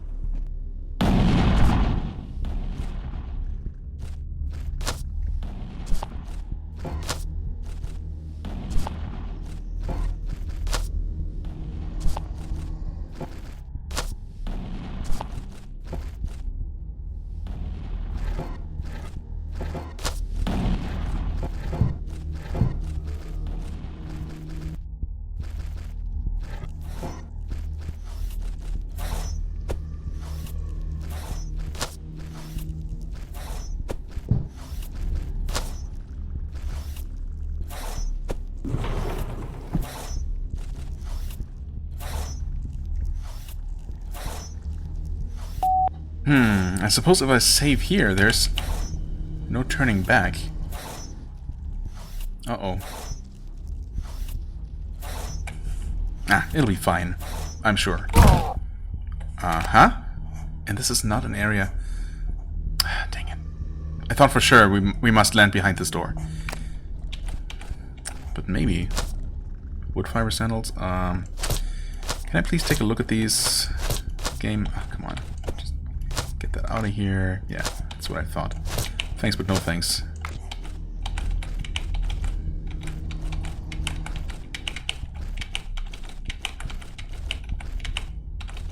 Oh. Well, this... Wait, what is this? Wait, what is this? What is this corridor? Am I completely crazy? Have I actually been there?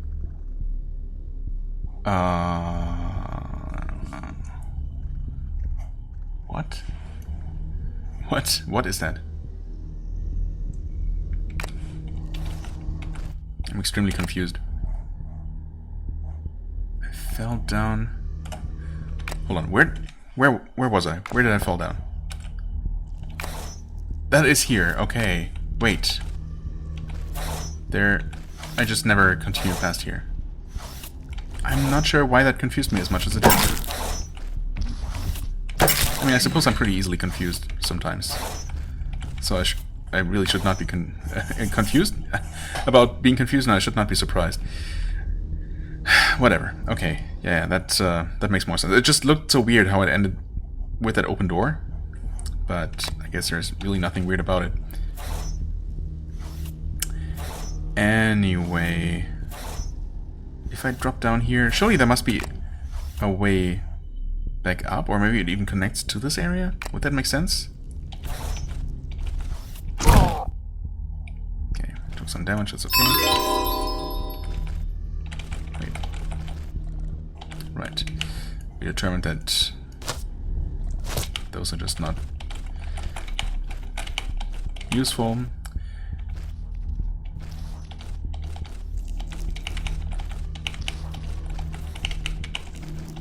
Oh, and this is just a very elaborate way to open this up. So, oh wait. Never mind, it's just a way to the other side of the hole, so we can actually return after having opened the door. Okay. Right, and from this side we can basically reset the mechanism. Yeah. Which we'll have to do if we want to travel that again. But God, wait. What did I do to open up that door? this door. I know, I literally just did that. Oh, that was behind this. Okay. Right. Now, presumably, I'm gonna find some sort of other exit, right? I'm gonna exit this place not via the stairs or the hole where I first broke into the floor, and where I'm gonna spend hours apparently carefully climbing back out. So, chances are that I'm not actually gonna be able to reach this area here that I opened up, unless I specifically backtrack all the way there, get whatever is behind that door, surely some amazing reward, and then head all the way back through the double door and toward the actual end of this area. Yeah. I guess that's probably how I'm gonna have to do it. So I'm gonna do it.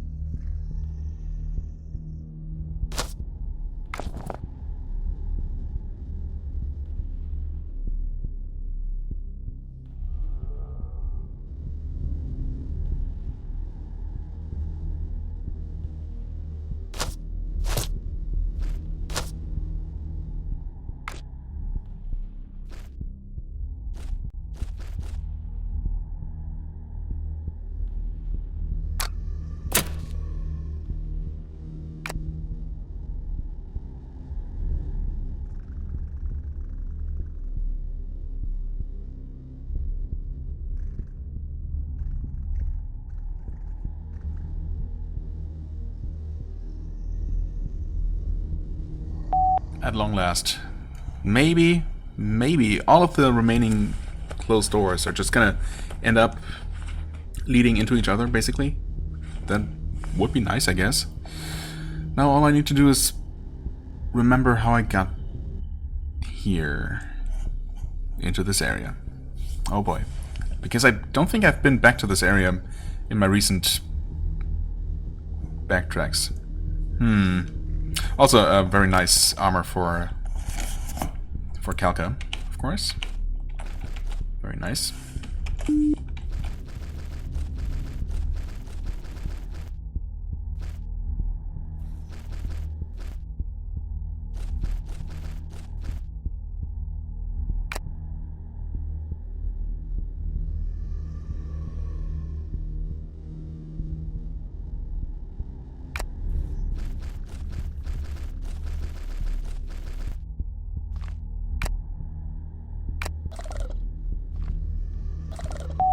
Okay, that was easier than expected. Come on. Oh, there's a lot of skeletons.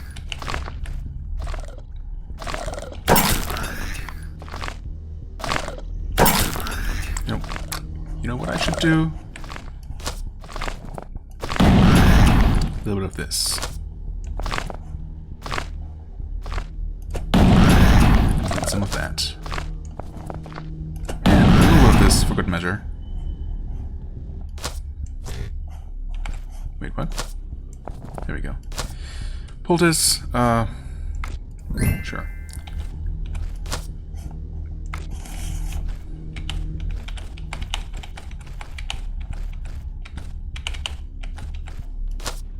Magic. Zot buzzing. That is exactly what we have at least 2 of.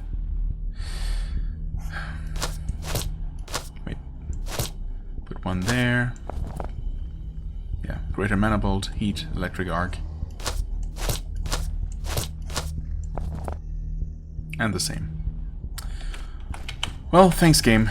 I mean, it's good magic, I suppose. I can't really complain there. So it's definitely is a decent reward. But unfortunately, no further switch to open any of the other remaining mystery doors. But those are also on the other levels, so I guess it's not too surprising. But also, we have of course have the main path yet to follow to its conclusion. So yeah, it's obviously quite possible that this is just gonna end up connecting maybe to this area and then gonna lead through here, and there might be the exit. And then there's this door still remaining. I mean, you know what? At this point, if I make it to the exit and only maybe 2 or even 3 doors remain unopened, I'm gonna be okay with it. But I'm expecting at least a couple of them to open before this is over. If I can, once again, find my way out of here. I guess I'm better off just backtracking exactly the way I came at this point. Even better would be to actually take a break, because I've been recording for a long time. Holy crap, but man, this game is captivating. In case you couldn't tell. Also, really, this is the type of dungeon that you probably want to complete in one sitting, if at all possible, because yeah, once all of these details, all of this mental mapping is, you know, starts to fade, and that happens fast. Good luck finding back into the swing of things. So I'm gonna try my best. Also, it seems like at this point I'm really close to the end, so...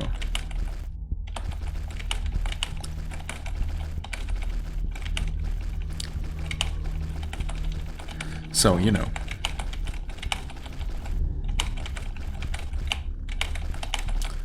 This is back at the beginning of the game. I could just leave the dungeon, you know? Just say that I've had enough.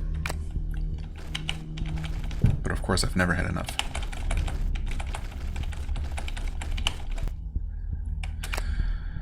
That puts us back here. Right. I don't know, somehow I feel like the closed door in this area is unconnected to everything else, but who knows? Maybe it's not. I mean, I certainly think that I looked through that area where it's in pretty thoroughly. Didn't find anything, of course, so who knows. Okay, and we're already back here. So that actually didn't take very long at all. Right, from here we're gonna just do a max length jump. Throw, same thing, you know. And we're back here, and finally we're gonna take a look at whatever the heck this is. Shards of very sharp glass spring out of the ground, cruelly. Can we just break them? I mean, theoretically we should be able to break them. The glass might be sharp, but it's still glass, after all.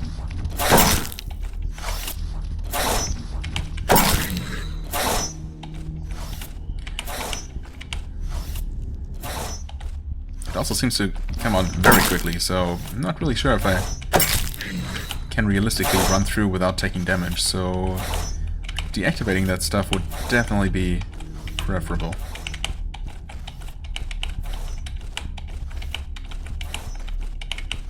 Or just bypassing it, I guess, that works too.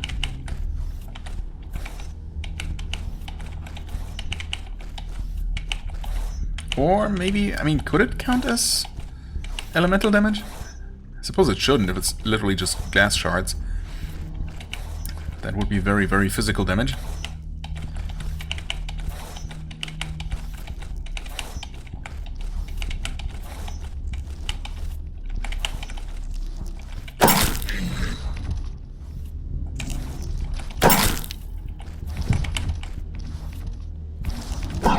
Is Zuni actually gaining any proficiency from attacking like this? Surely he must. Right? He must be.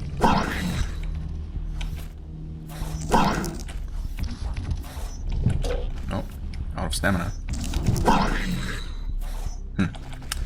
Well, even after all of those attacks, he did not. I mean, he's up to 44 from. I think he started the game at 18, and I've been casting a couple of spells. I mean, I've been healing him a bunch, I suppose.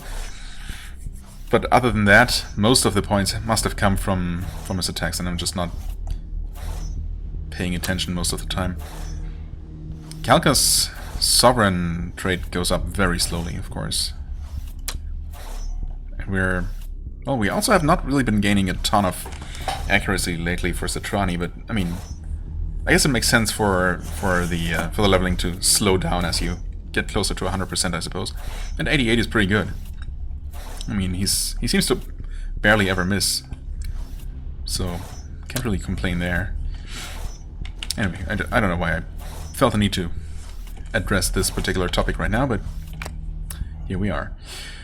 Okay, so this is, well, very likely just a closed-off little section behind those glass shards, although, yeah, maybe it is. I guess it definitely is at this point. It's still not impossible, though, that there is some sort of switch somewhere that turns them off.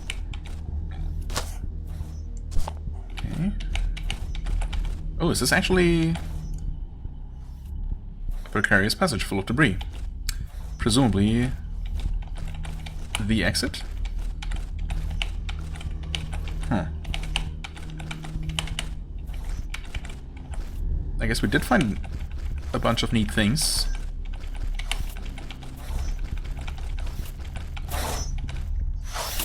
The best reward of them all might be behind this. Okay, that's actually absolutely doable. Not even that difficult. Oh, cerebral implant. Yeah, sure, just casually cram that into your skull, I guess. Category ring, right. A plastic patch with tiny cold hooks. It buzzes quietly. I guess you just wear that as a trinket and don't actually shove that into your skull. Let's see. Int plus 8. Mana plus 6. I mean, the stats suggest that it's actually doing what the name suggests, but minus 2 protection though. Okay, let's see. Of course she does not have any room, just in case she wants to use it. Well, this one gives her a plus 2 protection. She's actually at up to 11, which is not bad. Right, she did recently upgrade her armor to armor that actually improves her armor. Yeah, he also has this new armor that gives him a lot of protection. So that's some pretty good stuff. Poor Zuni, though. He's just never gonna become any more protected. I mean, he's literally naked, I suppose.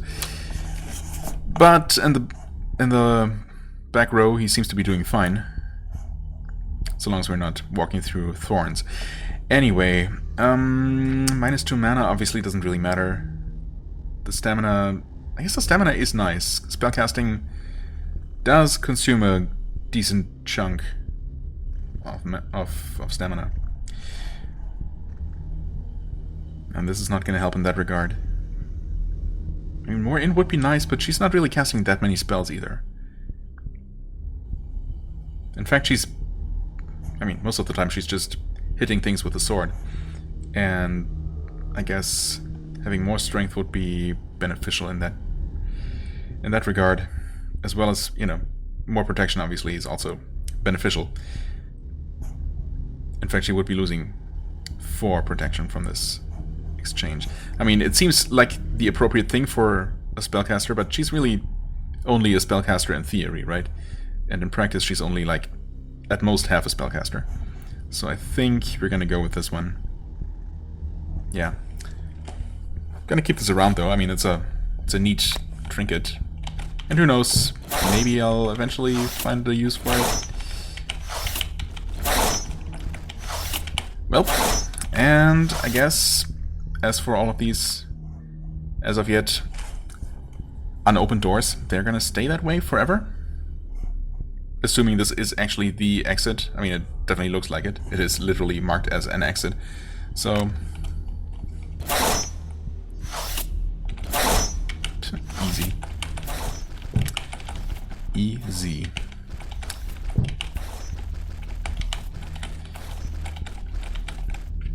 Yeah, so it's possible that the actual super reward for this place, you know, is yet to be found, or will never be found by me, because I'm leaving this place now. But, oh well, we've got some stuff, and exploring this place was a little bit exhausting, but in a fun way. So, you know, I'm happy. Just when life seemed like a bad case of stairways, Trani managed to get to the other exit of the cavern complex. Well, for once I actually do feel the way the game does, apparently. A narrow piece of sky shines a few steps away at the end of an unsteady passage. This is as good a time as any to figure out what to do. Climb up to relative freedom. The climb is easy and the clerk emerges on the desert floor just as the first sun is rising. The brief cold night melts away in a hurry. Citrani is near the place where he first fell down into the caverns, and he can see from above the same room as before, and it's now empty walls. Empty walls? There's something out of place there, but he cannot tell what, or maybe it's just part of the changing nature of the desert. But time is wasting, and the missing caravan is yet to be found. For a second there I thought I was gonna find some sort of item. Oh, and we got an achievement for this. The only way is through. Well, literally the only way was not through. But, I mean, in practice, of course, for any gamer with any self-esteem, the only way is through, of course, and not just backing out of the place. Let's ignore the fact that I did that, technically, just to scout the place out. Either way, so we did not actually get anything out of this. I mean, any extra reward. Okay. That is fine, though. I am going to end this recording here, and possibly even this whole episode. 3 freaking hours, my god. Well, okay, I did take a break, but I definitely feel that. But again, that was exhausting, but in a good way. A nice dungeon, you know? Some of those sections, it was a decent mix, basically, of, you know, just crawling through corridors, paying attention to details, well, rubbing my face into walls, and really, but, you know. And then some really, like, high-action, adrenaline-filled sections with dodging fireballs and, you know. Plus, of course, the whole whole trying to keep track of where everything was and where I have been and where I wanted to go, you know, and jumping up and down staircases. So yeah, good stuff, good stuff. Anyway, I need a break though, that is clear. I might actually continue this episode though, in the interest of, you know, moving this slow play along quickly, which seems a little bit contradictory, but I swear it makes sense. Yeah. Anyway, I'm gonna make my way to the desert camp and offload a bunch of stuff, I suppose, and then in just a few moments we're gonna be ready to travel along this very long road, finally bypassing the gash and making our way to the western half of the map, perhaps? Well, western part, either way. We'll see how much there is on the other side. And we're back. I almost did my usual intro there, because, of course, I would. But I guess then I didn't. Never mind. We're continuing this video, even though technically that last session would have been a pretty neat self-contained adventure.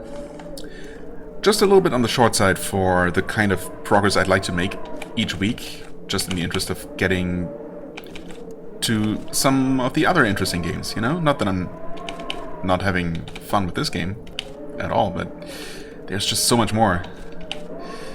So we're making this one a little bit longer. And yeah, as you can see, I've made my way back to the camp. I believe that is what I had indicated I would do.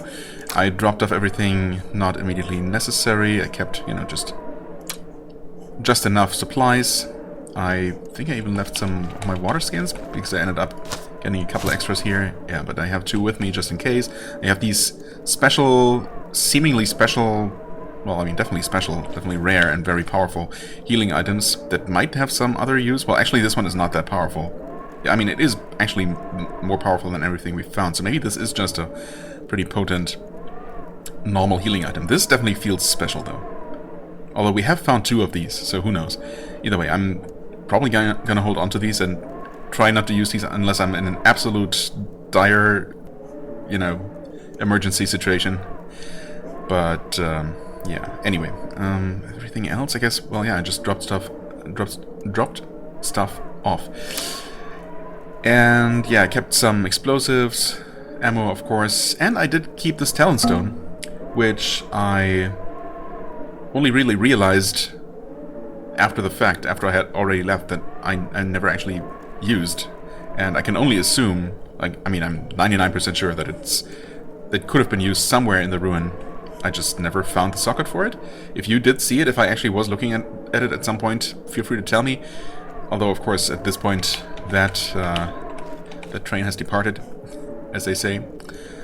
I'm holding onto it because, well, for now I have some room in my inventory, and there is a non-zero chance, I guess, that...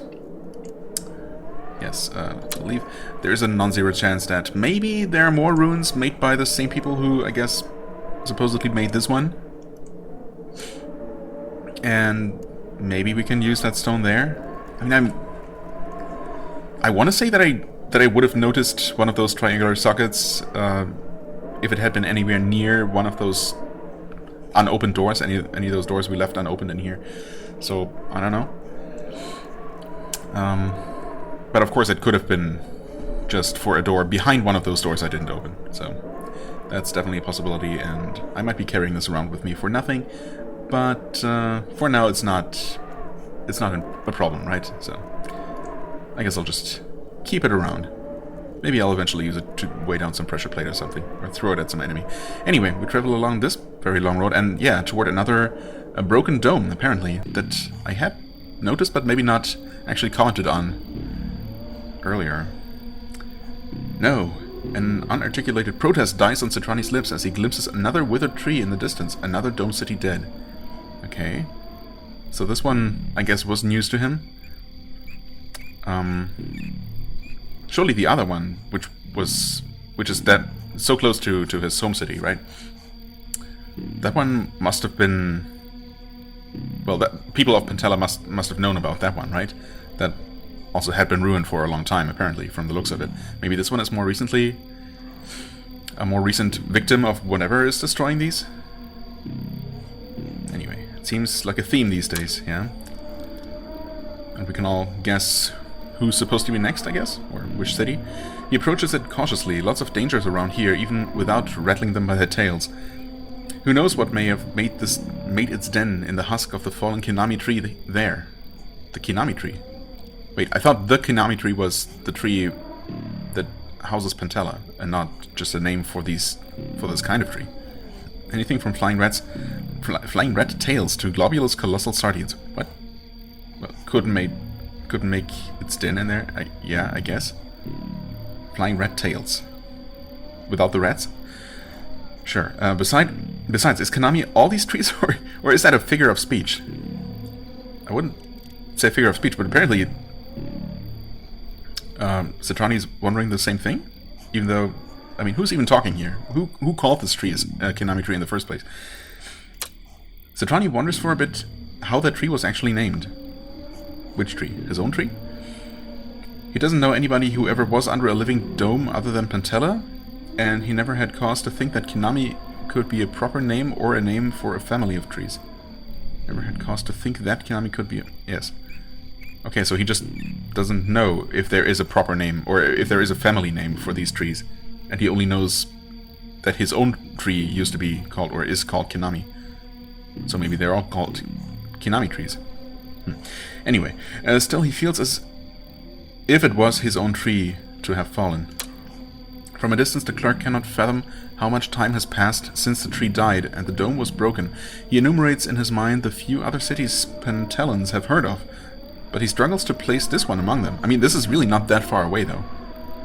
And we haven't seen any other intact ones either, so this is the second closest one, for all we know. So people should know about this one. Maybe it's from before their time. One more reason to waste time, not to waste time with it. Except, of course, it's always possible that we finally find some clues as to that missing caravan. Maybe just a quick look? What difference does yet another detour make to the clerk, after all? It's not like he has a real sense of where he's going now. Well, further west for the time being, and this is the furthest west we've been, so... Citrani starts slowly towards the ruined city. Oh, and... for once I guess we don't get attacked randomly and thus dropped off in the middle of an area. The ancient relics of a fallen dome. No enemies nearby immediately. And I guess we'll see how spike infested or bramble infested this place ends up being. At least we're not seeing any spikes immediately where we start out. That is definitely a little bit promising, but probably doesn't mean anything, realistically.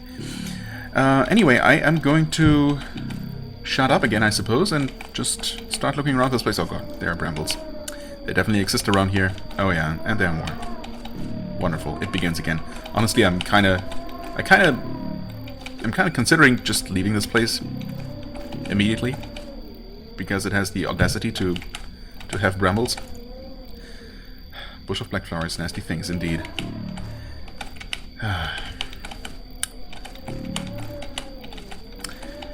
mean, we both actually, well, both of our party members who are wearing any footwear at all do have pretty sturdy boots at this point, so I guess in a way we're definitely better off.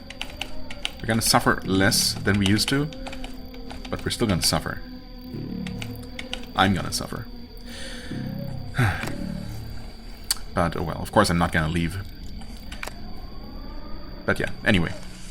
Mic off.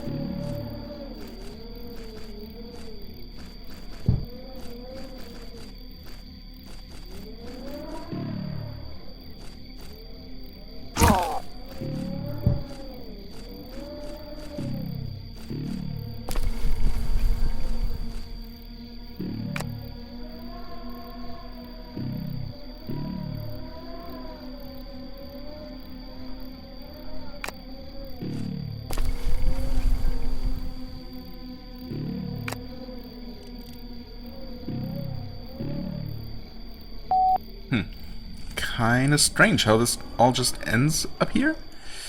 So I guess I really only got that one passage all the way to the south through those spikes right there. I really thought we were getting somewhere here. I mean, a steel blade and a desert vest are decent, I guess, but... I mean, I guess the biggest mystery is this button here seemingly doing nothing. Unless... I only thought I pressed it? I'm pretty sure I did, though. I guess I'm gonna head back there. In fact, I'm gonna reload and not take this extra damage here. No, I mean, I'm certain I pressed it, but just in case. Press it again. Double check. Anything... Any open passages should be visible, but there's nothing. So surely this will have done something. Redone in this case, and we'll just encounter some open passage somewhere that would have been otherwise closed, and we'll probably never know it. In general, though, I kind of like this combination of, you know, open world area and actual, like, dungeon-like design with all these buttons and secret passages. It's kind of neat. And not that many brambles to wade through quite yet, although I guess we're on our way to step into some more. That said, we're not taking... We definitely do seem to be taking less damage, I want to say. That's like... Well, I definitely did not want to step into those, but... Here we are. Right, well, here we're gonna have to step into two successively.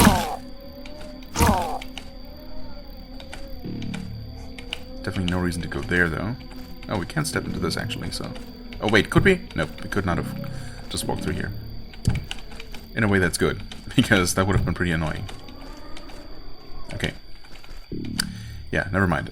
So we made it through that. So we took some damage, but yeah, everyone else is not taking nearly as much damage as before.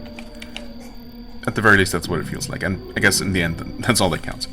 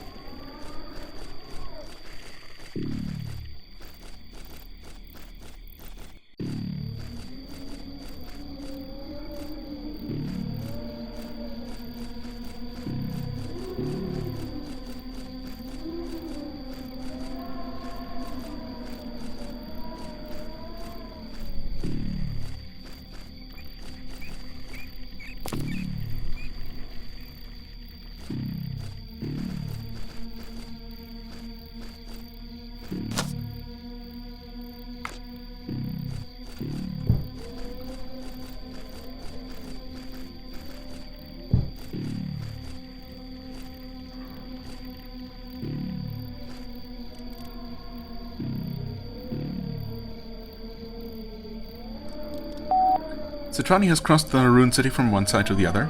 There was no indication of what misfortune befell it, no apparent reason for its death, only the skeletal remains of a blackened tree, and many skeletal remains of people, I guess. But of course we have also not fully explored it, so... Could Pentella ever share the fate of these cursed grounds? Best not to linger on that thought. Well, we're gonna stay though. But I guess we'll see. Well, I suppose this place doesn't look that big. Pretty sure this was just a dead end though, that's why I didn't go down that path. I might have to double check just to make sure at some point, but I mean it definitely looked like it. There were just some brambles here, I guess, that's why I didn't step there, but it looked blocked off. But that can often be misleading, so I don't know. Of course we could also find a hidden switch somewhere that'll just open up a passage into this area from up here somewhere, for example. But yeah, it doesn't seem like this is a huge place. Definitely not compared to that first ruined city, but who knows, maybe there is more to it than meets the eye. That could definitely be, you know, upper or lower levels, so we'll see what else we find.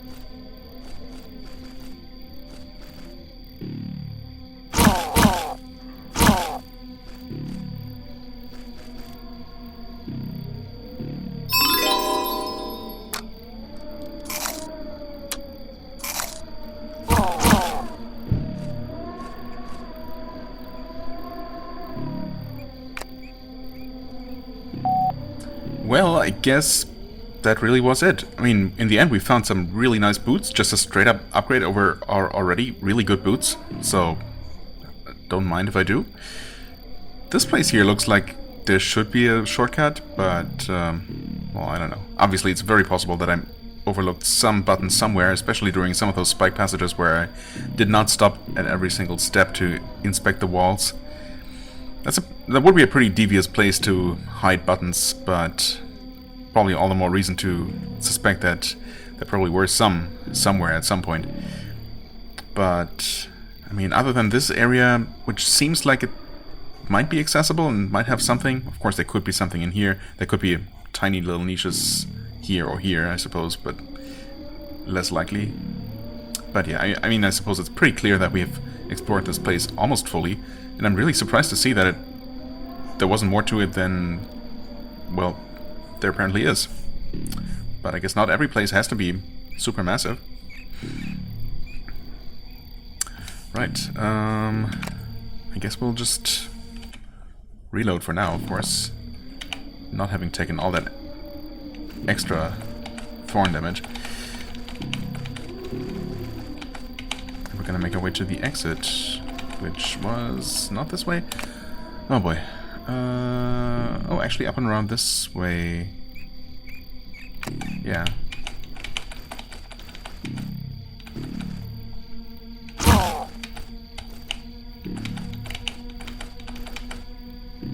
One final bit of bramble. Nope, not through here. Okay. If only there was some sort of way to get some healing, like to heal automatically on the overworld, I suppose, by virtue of technically spending a lot of time there, right? We'll just eat the food we found here, and I guess we'll break even. Apart from the fact that we got a boot upgrade, you know? And an extra water skin for what it's worth. So, yeah. Well, break even. Having taken some damage, but not a tremendous amount. So yeah, I'm pretty happy with this one. I guess we're moving on. Yes.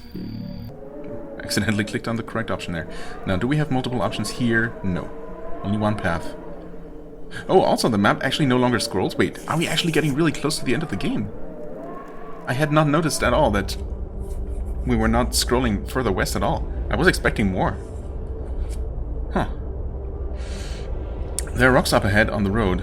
Huge rocks. Citrani knows no specific word for such a thing. The world he knows is, after all, flat, except for a few large trees. And here stands this pile of colossal stones on which the furious winds of times gone have chiseled gentle curves, levigated slopes, and left rough patches where they forgot to touch them. I'll call them not trees. How does it sound? Yeah. Great. Citrani stares intently at the spectacle in humble silence, to the point where he's sure to see faces sculpted on the surface of the stones. Maybe presidents? Maybe rock stars? Wait, what are presidents or rock stars? The clerk indulges in his fantasy for a while, letting his eyes roll down the slopes, trying to place the features he sees up there on familiar faces. I'm sure that one of them is a neighbor, back in Pantella. Besides, I've lent him a hammer last year, and he hasn't returned it yet, so... And that other one, no, I don't know who that one is. But the next one looks like a dog. Or a dog-faced man, unmistakable nose and long ears. ... Indeed. He rants this way for a while, at least until the novelty wears off. Clearly he has too much time and is enjoying himself way too much out here in the desert. Then he decides to camp under the relative shelter these formations represent and sleep under the dog face. It makes him feel safe. Tomorrow awaits him with more walking. Resume traveling. Okay. Can we re-enter this? Nope. And oh, this time we actually have two options, which ultimately seem to lead to the same question. Oh no, never mind. There's, of course, yeah, forgot that this is also marked. So this is a shortcut basically to that area further north. Or we could stop by this place, which, of course, as we've learned, might just randomly decide to take a party member away from us, no matter what we choose. As with this cursed place. But we'll see. Of course I'm gonna check this out, though. Oh yeah, of course. The one seemingly intact city. Not a domed city, though. And then there is one more location after that. And that's the entire overworld. Huh. Okay, that suddenly seemed to end much more... Well, it seemed to end much more suddenly, if that is indeed the end of the game. Right there. Of course, there could be, like, a supermassive dungeon hiding in any one of these 3 locations, I guess.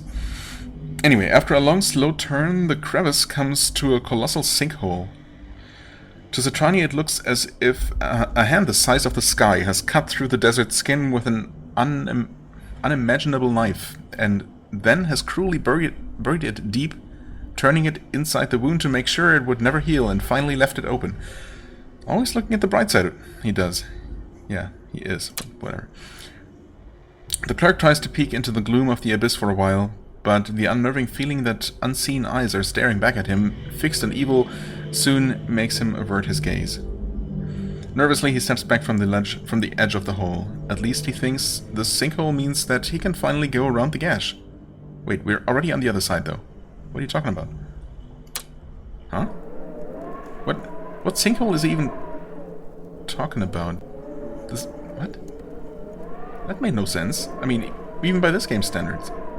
It's not even corresponding to anything we see here. It's just the gash, this canyon, that keeps going. Unless there is some sort of sinkhole here? I don't know. I don't get it. It's fine. I'm gonna stop worrying about it. The winds fell dead earlier in the day. The long trail on the stony flat occupied most of it, an eerie silence interrupted only by footsteps on the white ground and by a few caws of unseen birds, the nature of which is unfathomable in such an uninhabited place. Towards the middle of the afternoon, a fatigued clerk arrives in proximity of a large nomad camp. Oh, this is not a civilized city, I guess, but a nomad camp?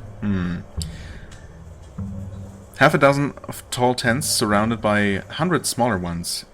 An animal pen with a herd of pack beasts and what looks like a greenhouse.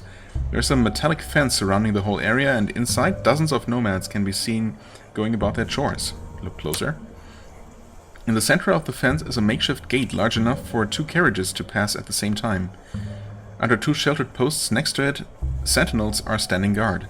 Citrani tenses as he collects his depleted energies. They have seen me. Okay.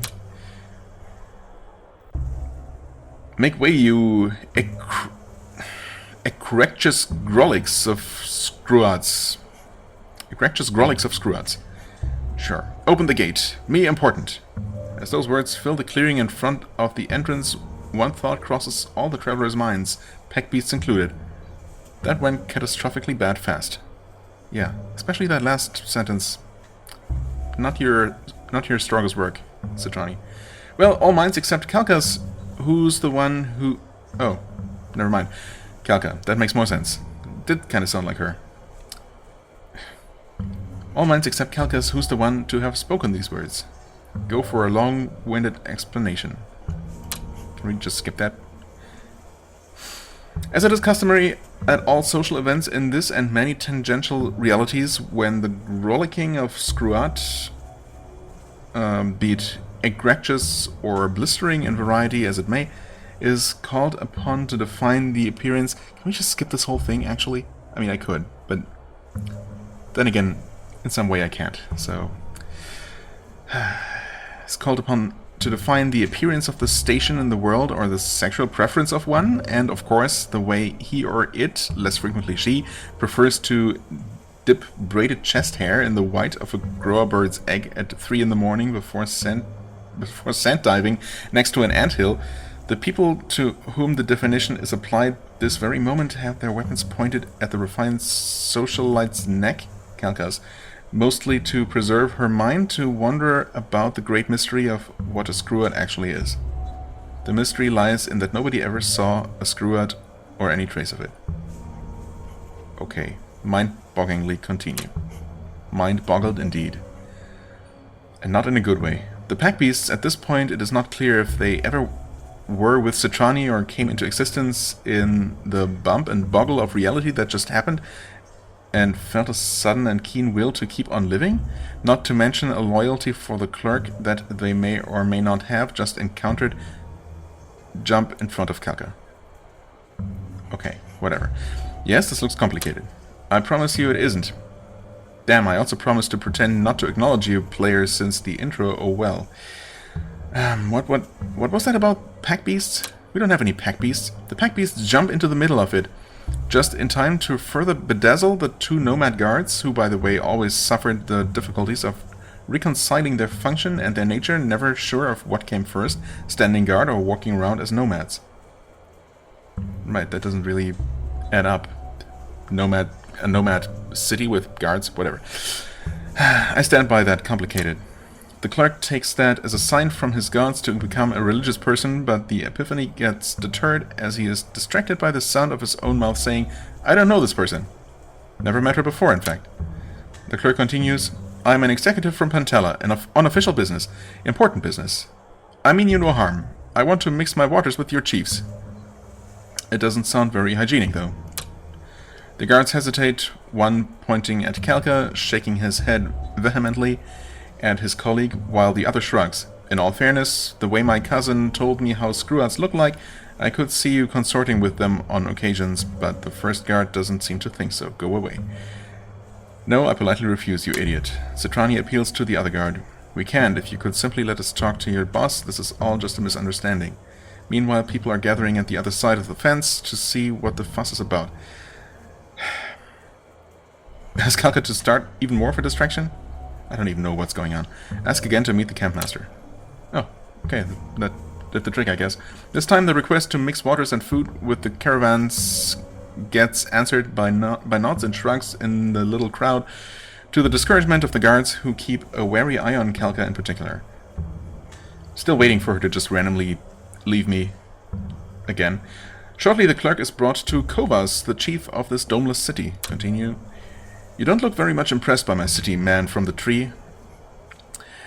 A deep and musical voice challenges him from the dark of the large tent, while his eyes adjust to the shade after the blinding light of the mid-morning. I've not yet had the chance to see the sights, Master Kovas. The man laughs. Ha, no need to be cautious. There is nothing here that can quite compare with your sacred tree.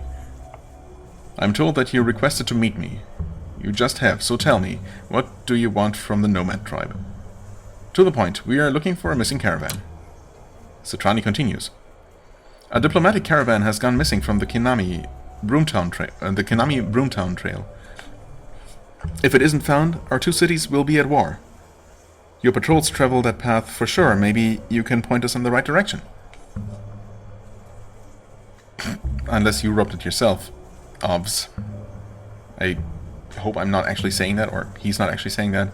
Definitely not identifying myself with Citrani. Kovas plays with his beard for a bit. War. War never changes. No, war is the way of our life. With other tribes that, by the way, have caravans less colorful than ours, I assure you. With the desert, with ourselves, man by man, woman by woman. Yes, and? What's yet a new war between your cities to us, if not opportunity? The clerk is at his wit's end with this people. How can he reason with so an unreasonably savage sociopath? There's always the off chance that one war is one too many.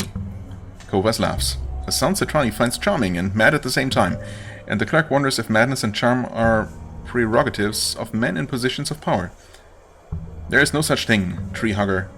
Ha! You make war, you fall dead on the battlefield, our women scavenge your dead bodies, our men raid your undefended homes.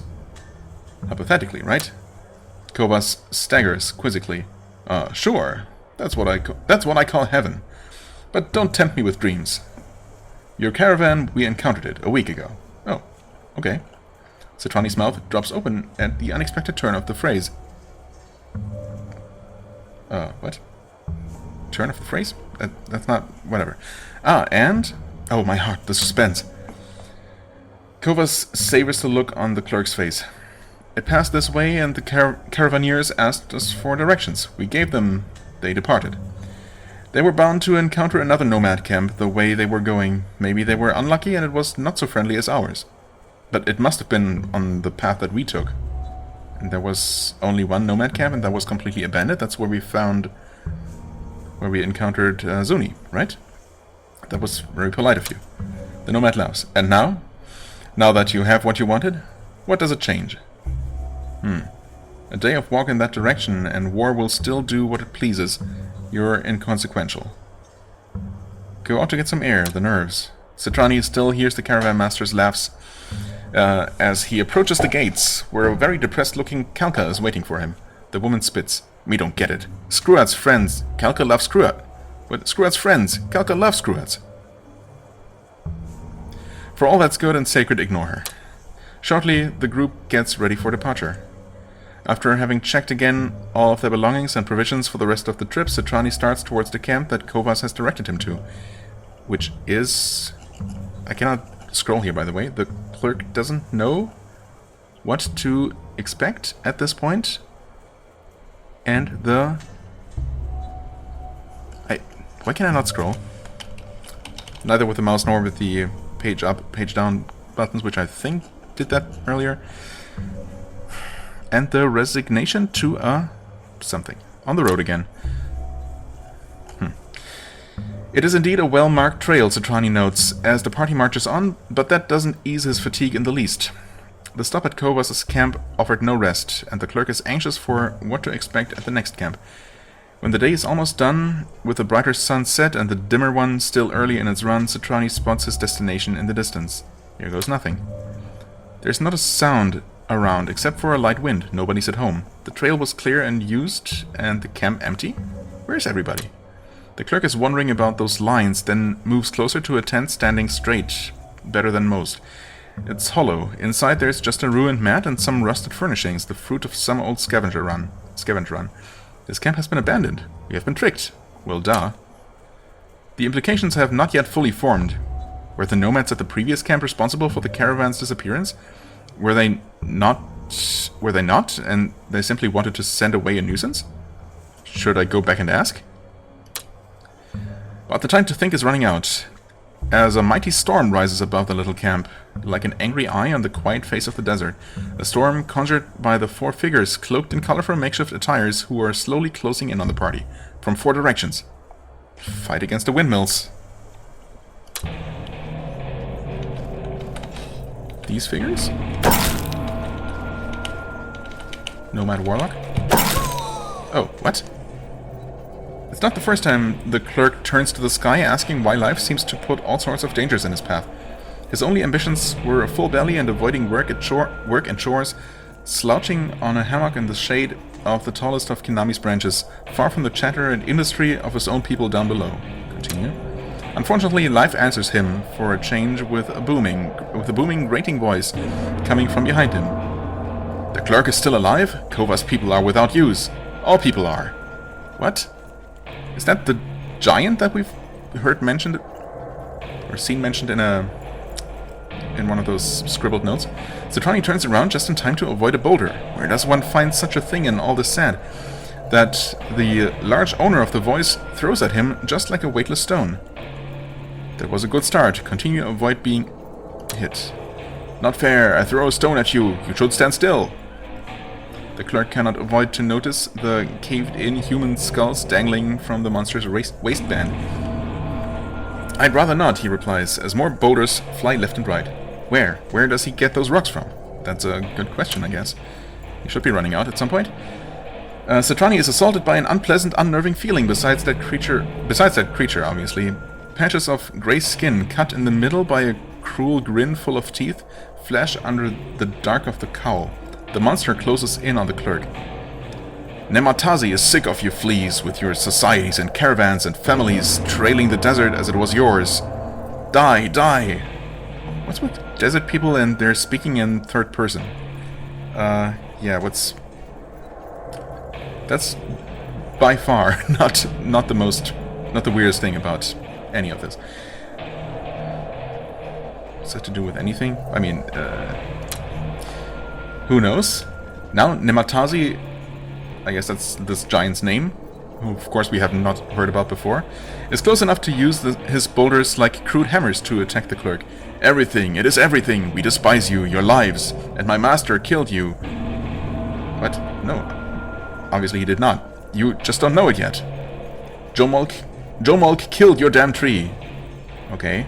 So Jomolk is the real bad guy here? Does any of this even matter? What? Nonsense!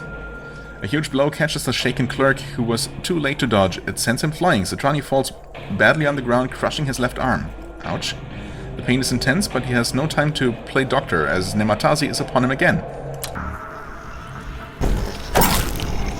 Oh god, what is even going on? This is... Oh god, this is horrible. Quicksand? Are you kidding? Oh. And once again, what it was supposed to be some sort of epic boss fight is over in seconds? Am I just too powerful? But, I mean... I'm not doing anything outrageous. I'm just using decent weapons. I'm not even anywhere near fully leveled up. But okay, whatever. I guess this is not the final boss. Because there's that... What was it? Jomolk?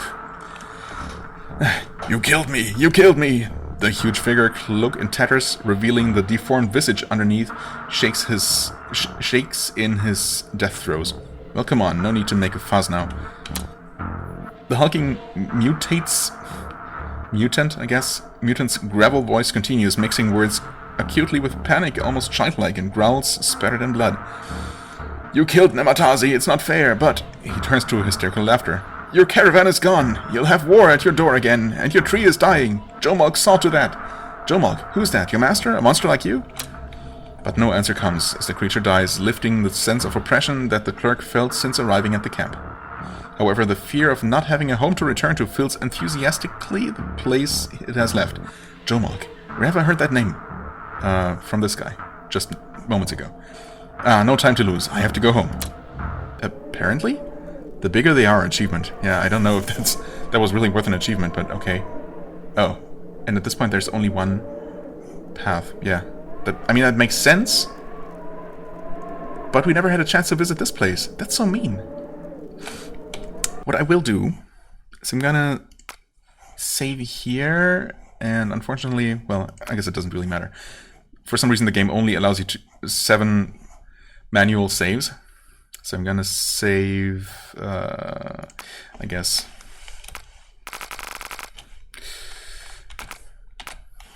like this. Yes, 7 manual saves. I'm gonna load the quick save from before. Load quick save.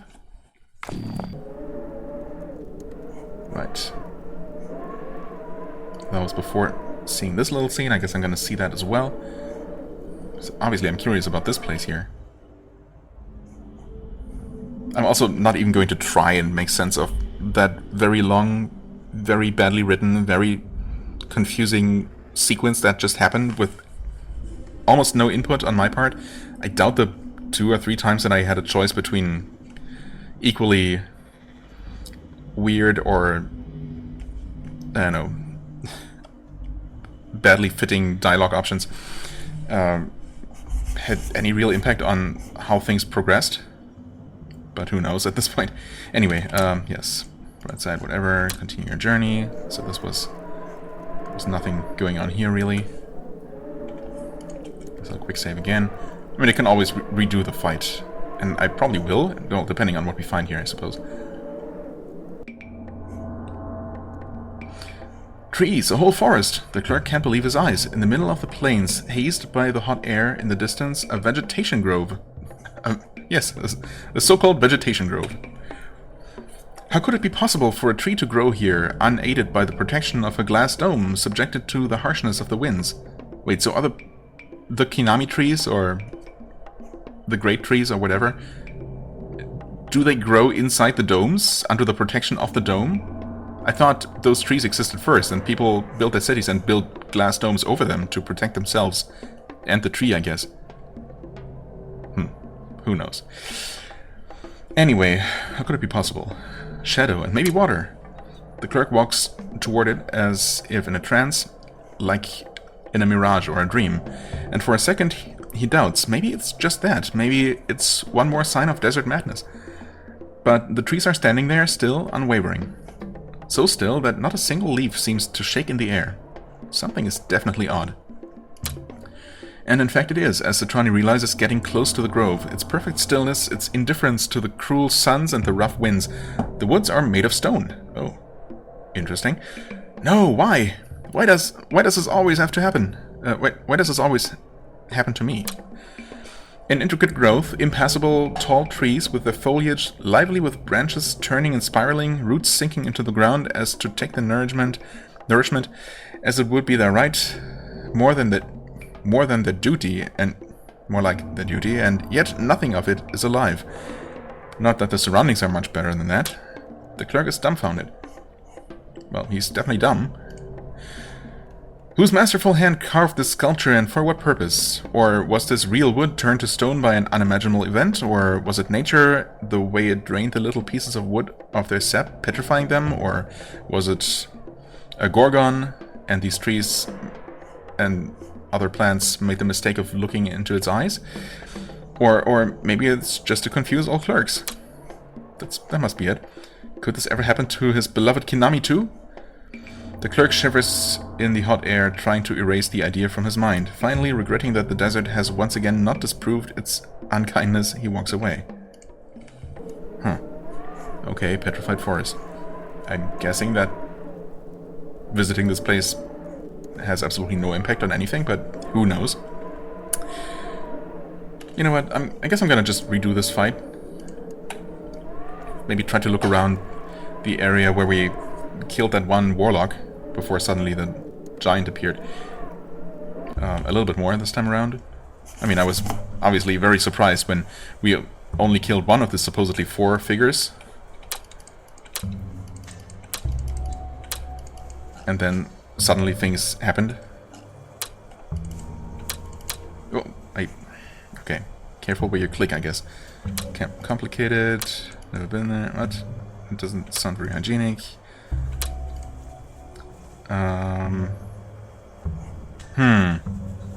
You know, now I'm tempted to see if maybe something could go differently here. I don't know. Ask Kalka to start a distraction. The nomad woman doesn't even wait for Citrani's encouragement to make a scene. You with the beard, she points to somebody in the little crowd whose only facial hair available is a couple of very thin eyebrows. What is you looking me why? Again with the sorry fake language. I hate this game. Well, this pretty much encapsulate, well, minus the last part. I hate this game's writing. I really do. This is so awful as to really start lessening my enjoyment of this otherwise really enjoyable game, and that is something that not many games have achieved. I'm usually very resistant to mediocre writing, and I can look past that very easily, and I mean, I guess I'm doing that here, but it's not just me, right? This is outrageously bad. I mean, I could live with somewhat broken English, but that combined with just what they're trying to go for and miserably failing to achieve, this constant slapstick comedy kind of writing, this is clashing so hard with all this, with this whole post-apocalyptic atmosphere. It's just, it's so all over the place, and it does not nail anything along that way. It's just such a train wreck, and it's completely inescapable either. I mean, you can basically just ignore all dialogue and just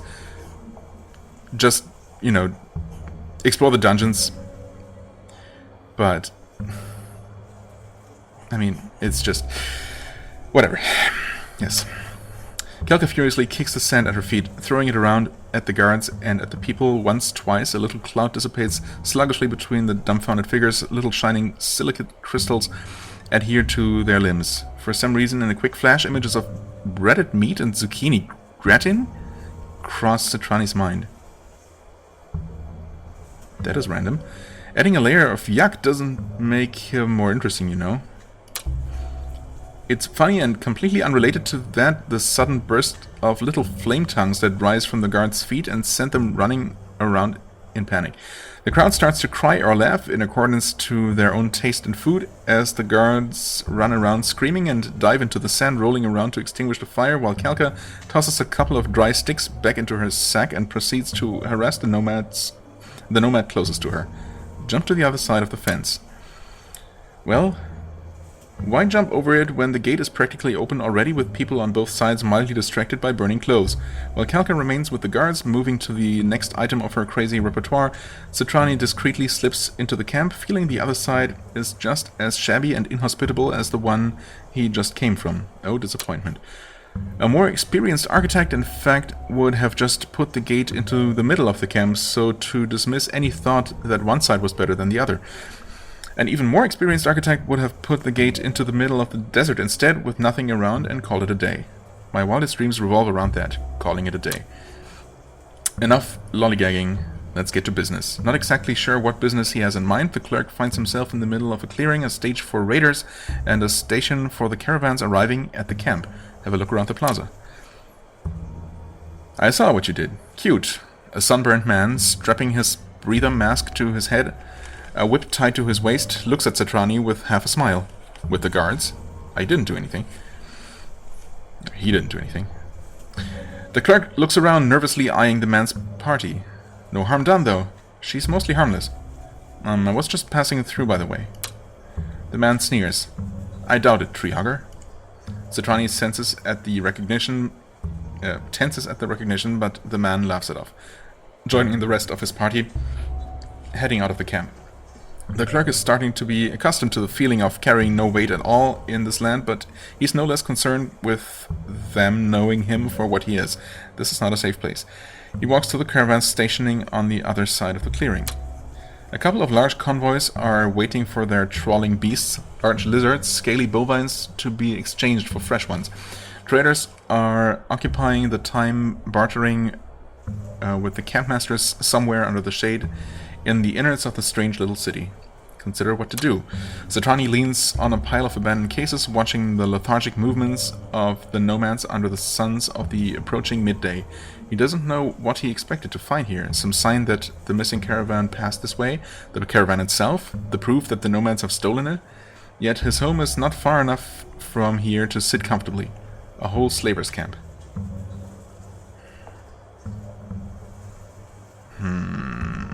Let's have a look at the pens. After almost an hour of zigzagging through the tents to avoid armed nomads and large groups of people, the boundaries of the camp feel larger and blurrier, while he feels more uncertain. The clerk is completely lost, as opposed to before. Yes, the camp is much bigger than he thought, and much more menacing is its proximity to home.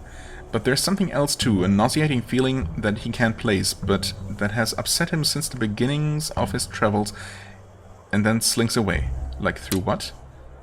Through the listless movement of the women scavenging the finds of the raiders around the caravans, the buzzing of the flies in the empty tents, the noises that are crowding him one moment and are completely gone the next for no apparent reason. What's that? Are you trying to pull a Lovecraft on me? Wallowing around now, uncertain and nauseous, on the brink of unspeakable pardon, with a mildly disturbing, not at all panicking sense of suspicion and unsafety, the clerk enters a quiet alley and blunders into a group of nomads he did not see, wilting under the shade of a makeshift roof. Whoops. I didn't know our master Kovas had tree huggers out of the slave pens. Look at this one walking freely. Where are your shackles, slave? Zuni 32 flashes a little blade and growls lowly, spitting out the words like venom. Zuni knows where slavers go when they die. Let Zuni show them the place? Yes. Screw slavers. The clerk lets his hands fall to his sides, now motionless. The air changes its taste right away. Citrani can't describe, only struggle to interpret what he sees. There's a lurching and a sound that's more like the lack of any sound. He can no longer judge the distance between him and the nomads. As I said, a Lovecraft. Yes, a Lovecraft. At first it's like they're impossibly far, but he could still reach them by just moving his hand. Yet he doesn't. A second later they are gone, and the hovel collapses in on itself as the man-boy laughs under his breath. Cetrani feels a sudden need to disgorge. What did he agree to when he accepted the companionship of the strange Zuni 32? And me, what did I think when I bought this game? Yes, well, I certainly wasn't expecting any of this. The clerk only knows that both of them now would be attacked on sight by his own people and by his family too, if they would know that an Oran manipulator traveled with him. One more thing is clearer now. The unease and nausea he felt before, Zuni is not the only terror in the vicinities. Oh, okay. The clerk starts to run. He runs breathless in the hot, harsh air, the feeling of nausea never going away completely, and often menacing to grab hold of his knees, to drag them down in the sand. Cetrani cannot get any more lost. He manages to reason, so at least there's that, and nothing more besides. But the clerk is at his limits. He's about to collapse from the fatigue. That's it, that's enough. He sees a tent not different from any other and plunges into it blindly, almost falling through its threshold, and everything becomes dark. The first thing that he notices is that he's not dreaming anymore of swinging lazily through the higher branches of his beloved Kinami tree.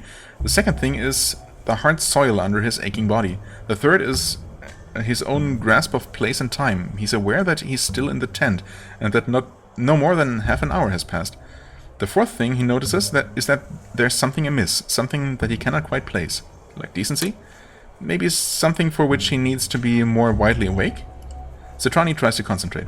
Yes, he's alone, and this is good, otherwise he would probably be not awake whole, more likely with limbs missing. He checks if this is about his weariness.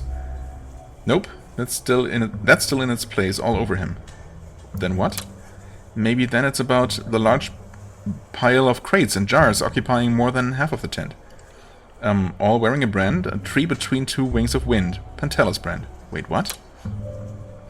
After all that running around, half crazed with repeated sunstrokes, after the careful and not completely clueless inquiry at the landmarkless land, forsaken by the gods but not by the suns, after all of the trample and the trudge, what, the main character stumbles on the missing caravan by chance? I mean, we've seen piles of stuff with the Pantella logo on it in a couple of different places. So, I don't know why we immediately jump to the conclusion that this must be the caravan, although I guess it's a relatively likely conclusion to draw. What about the epic, the trailing worth of a title in the story, the Cetrani's Trail? Now that you mention it, I feel cheated. Told you that already? The clerk was thinking something loosely along those lines while pretending to browse the wares for his made-up stories staging. Then what should have happened after the trailing part of the script of his hit? Then what should have happened after the trailing part of the script of his hit him in the head, in the form of a jar falling very little thespianly. This is my ticket home? But what home exactly? What will happen with the enemy practically at our gates? What should I do? It's interesting to note at this point that Cetrani's apparent lack of concern for the fate of the caravan guides and undercover diplomats he will for sure blame on the writer when the reviews will be out. Is there even a writer responsible for this mess? Well, presumably. The clerk reaches the busier part of the camp in proximity of the gate's clearing. Well, busier as the midday slowness allows, when one considers that these nomads do not seem very alert in any case. The feeling of dizziness impregnates everything in the camp, from the dirty hovels to the dirty people to the dirty dirt. Maybe it's something in the dirt, in the very soil. I feel dirty reading this filth. Or, well, simply something that plays tricks to the laws of physics, dirty tricks, whatever. Cetrani considers what to do. Zuni starts to fiddle with that unsettling knife of his. Oh, Zuni's still here. That's good. Will we ever see Kalka again? That would be nice, I guess, if there is any game after this. I really don't know. Zuni smells the tear in the air. Zuni, I would like to open it wide. You should run away. You should run away, though. That said, he distances himself from his surroundings, and an invisible hand covered with tiny needles grabs hold of the clerk's stomach. Stop it, you can't do it alone, and I need to go back in my city. You know what, I'm out of here, I've had enough of crazy. So I could just go back to Pantala by myself, I guess? And finish the mission? Or I could accompany Zuni as he follows the other Auron magic user maybe into some sort of alternate dimension or something? I don't know. Well, obviously the former option, or the first option here, seems like it could lead to something much more intriguing. The manboy looks briefly surprised. You need Zuni 32? That's me? You treat Zuni not very different from the slavers, but home, yes. Zuni, I would like to see home. Zuni lets the words trail off as he gets distracted by a tiny inconsequential lizard. A tiny lizard of inconsequentiality, to be precise. Please listen to me. But it's somehow too late now, as opposed to a given point in our story when it was not yet too late, and that was probably just before Citrani woke up one fine morning with a convocation by the brown leaves. So basically an entire game as a measure of time lost. So there's a kind of wave or a subtle shock in the crowd as Zuni focuses on what appears to be nothing to the clerk. And dramatically, it is exactly that, give or take some negligible pinches of anything. The crowd swirls and the ebbs adjust to its pace, maybe already affected by the same something, nothing, whatever thing. This is becoming a bad neighborhood fast. Once again, I'm not even trying to keep track of what's supposed to be happening here. The nomads turn on the companions, all of them at once, and attack in their all-consuming thrall. What did you do, you madman? Zuni said? Did something? What?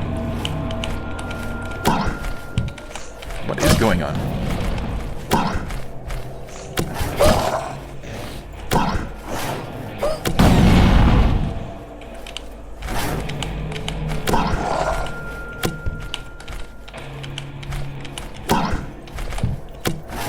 Okay, thanks for clearing the way.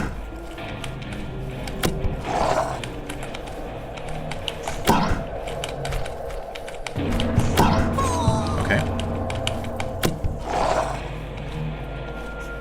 You can heal yourself, I guess. You could heal yourself, but I suppose we technically don't even need to.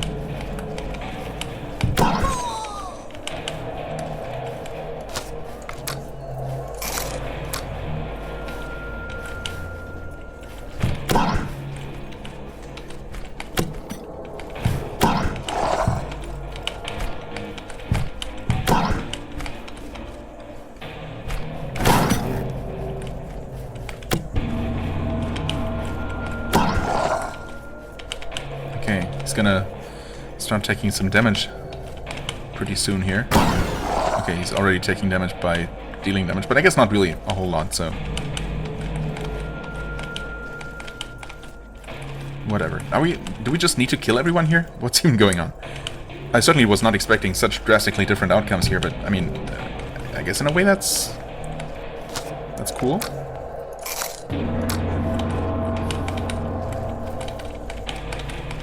A little bit sad that we actually do seem to have lost Kalka again. But, well, I'll just keep going with this reality, I suppose, and see where this leads us. Okay, there's someone.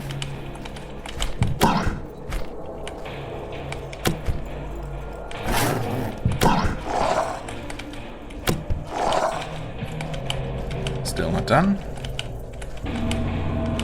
Ugh, quicksand. Why does it always have to be quicksand? Honestly, I don't know. Is quicksand better than brambles? I was about to say that, but then I'm not actually sure that's true. How dare you run away, making me waste my precious precious bullets, aka arrows. Bolts, actually. If we're being really real here. Iron sickle. A sharp, curved blade, repurposed farming tool. Cool. Get out of here. Oh, we still have ammo, of course, so not a problem.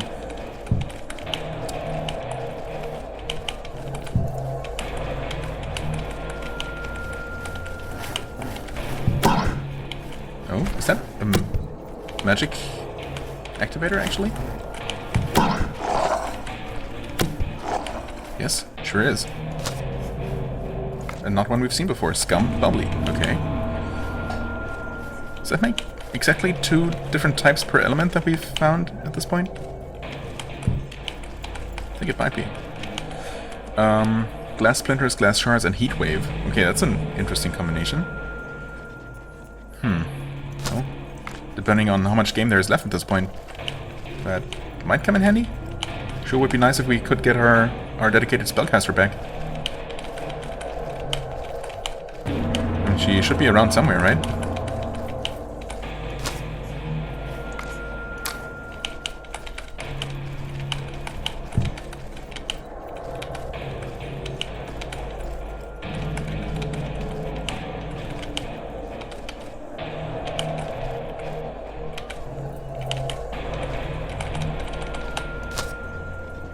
More desert boots.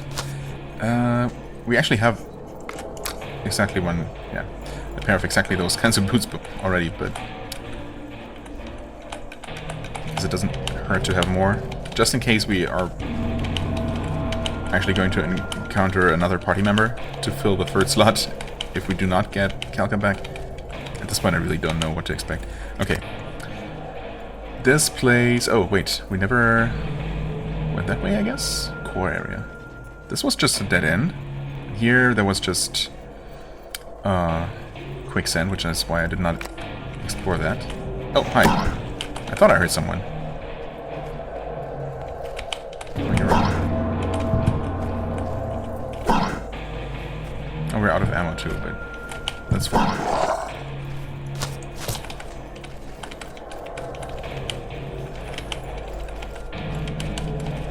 Well, I suppose it's not really fine.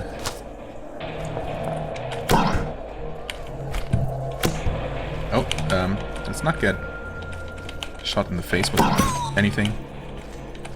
Magic or otherwise. There were 2 of them, right? Okay, there's more to this place.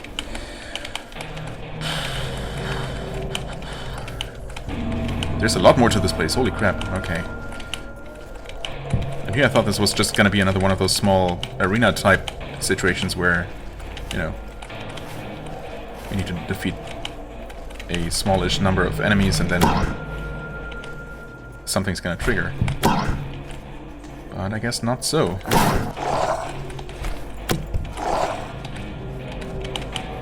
Huh? Where'd he go? What? Hello? Sir? Oh, there's a different looking enemy. No, that's Slasher. Okay.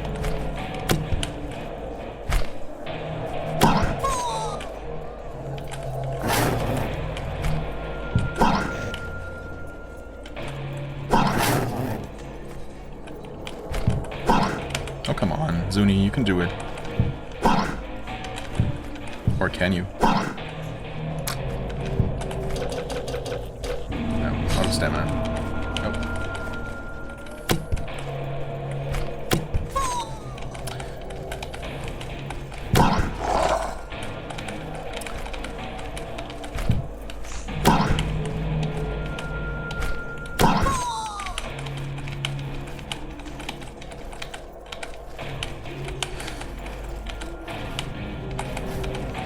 Oh, ouch. Not sure why I felt like I needed to step into that, but okay. If nothing else I was about to say, we're excuse me. We're getting a lot of skill training done here.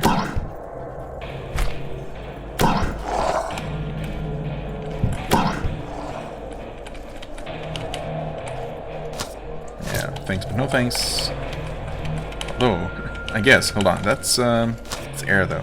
If anything, we need water, I guess, if we want to be able to use any mana, and we're not gonna get Kelka back. I mean, there's always our camp, and assuming we can actually, well, our stash, that is, assuming we can actually return to it. I mean, when I chose that other option before, of course,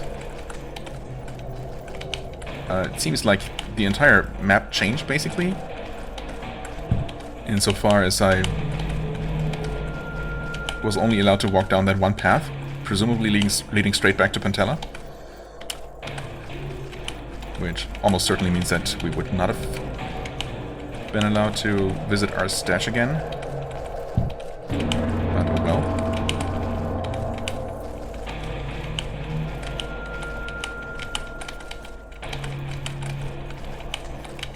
Okay, I mean, I have not found a single interactable feature, any buttons or anything. So this really just feels like a very large version of these, you know, kill all enemies maps. Oh, what's that actually? Have we been there? Hold on.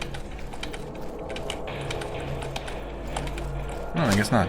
Well, that is water. So we could now, in theory, start using that magic thing we found. That's nice, I guess. Okay, so we've actually been everywhere around here. Okay.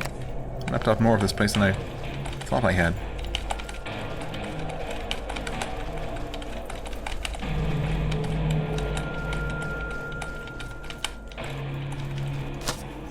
Here's some more healing and a trinket.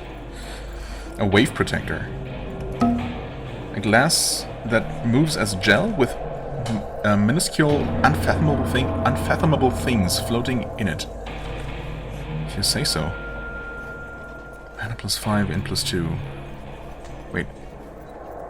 Cost cooldown 20 seconds. What is that even supposed to mean? Cost cooldown 20 seconds? How would that cost anything? Do I save the game here? God, I have my hard save from after that initial ending, or ending, well, I don't know if it leads straight to an ending, but you know, that sequence that I picked. You know what, screw it. This is going on too long has been going on for too long to never actually save. So I guess I'm kind of committed to this now. Well, partially. I can always go back to the other path. There might have been more. There was potential for another branch down that other path, but I guess that ship has definitely sailed. Anyway, so what's up with this? Citronics protected against elemental damage. Oh. Cooldown 20 seconds, I see. It doesn't mention that that's what it does. I mean, it's kind of suggested, I suppose. Not really. Only because it's called Wave Protector. Okay, that gives us a pretty long time of elemental protection, I guess. Could potentially be useful. Agility is nice, of course. Intelligence and mana don't really matter to us. That being said, we're not losing any strength here, and only gaining one less point of agility. A little bit less mana. So it's not really much of a downgrade. And it gives us this ability when we need it. Of course, Zuni also has that. And for all I know, you can only get here, get to experience this part of the game if you have Zuni with you, but I guess it doesn't hurt to have access to more than one option to, you know, get elemental damage. And Zuni could die, I suppose, in theory, leaving you without that option.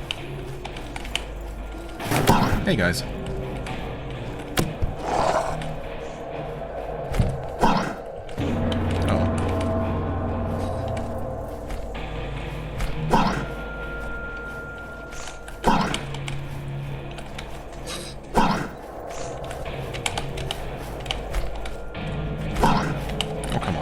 I just want him to kill someone. He just really doesn't deal a ton of damage, does he? I guess he is really supposed to be more of a support character, with all his various abilities that are way too cumbersome to actually use. Not to mention, none of them seem that amazing, at least not the offensive ones. Things like elemental protection and potentially even invisibility seem good, although honestly I can't really think of a... Oh? What just happened? Oh, we transitioned to a different map. Wow. Specifically, the bowels of Kovas' camp. Okay. Yeah, anyway, I can't really think of a place where I would want to use that invisibility. I mean, it's fascinating that it's an option, apparently, but yeah, again, where that would actually help, I'm not really sure. I guess here are the remains of our caravan. Come on. Oh, of course. What am I even worried about? Even if I do run out of... Oh, hi. There's a flamethrower. Of course, unfortunately, I left literally all of the fuel that I found throughout the entire game in one place that might very well not be accessible anymore. So there's that. But, yeah. Nice that we actually finally found this thing. Flamethrower. Right hand. 1 to 7 damage over 4 seconds. So again, presumably per second. Whenever any ability or item mentions over so and so many seconds, it must mean that it deals damage every second. And that one spell, some sort of lightning spell, that had a duration of just over 1 second to begin with, will maybe become pretty good once... Oh, there wasn't anyone there, as it turns out. Once you've leveled up enough to actually have the duration be multiple seconds. But of course that's really just a theory, and I can't really be bothered to test that. I could be using some explosives to deal with these enemies a little bit more quickly, but then again, I really don't need to. But yeah, also as I was starting to say at some point, I really don't need to be worried about my dwindling ammunition whatsoever, because we always have our unlimited dark pistol, which is really not considerably weaker at all. A little bit slower, I guess, but whatever.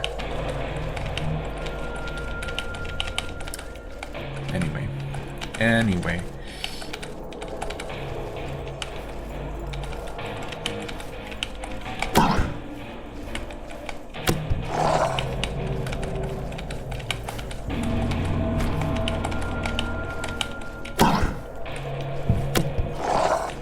Dude, how much bigger is this place?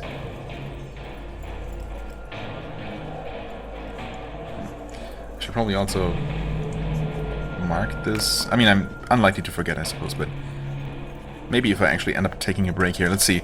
Oh god, the first session was 3 hours pretty much exactly, well, just a little bit over. And this has been going on for over 1.5 hours, so I'm actually kind of at the point where I'd normally want to call it quits. That being said, well, I mean, before it turned out that this was gonna be a much bigger deal than it initially seemed, I was thinking of maybe actually just finishing the game. Like, I mean, if it seemed like I was actually, if there was actually just gonna be one final confrontation after we return to Pantella, to find it in the process of being destroyed, or already destroyed, or maybe not yet destroyed, but with that Jomolk character getting ready to attack or something, or to poison the tree, or whatever he was planning to do, and you know, to just maybe try to finish that final confrontation if it didn't involve some kind of major dungeon. Anyway, I was considering maybe just making this a little bit longer if it seemed like I could realistically finish the entire game.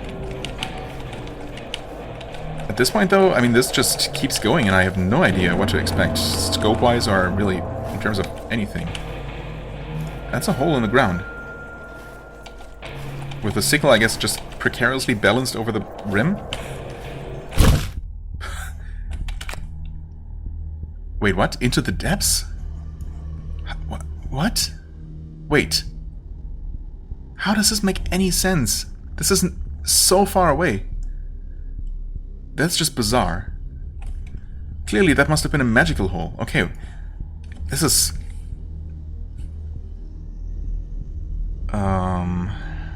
Okay, the stairs are still there. Yeah, it's just... Wow. I guess I'm gonna not reload immediately, and actually I'm gonna try and make my way to the exit of this place again, if I can find it again.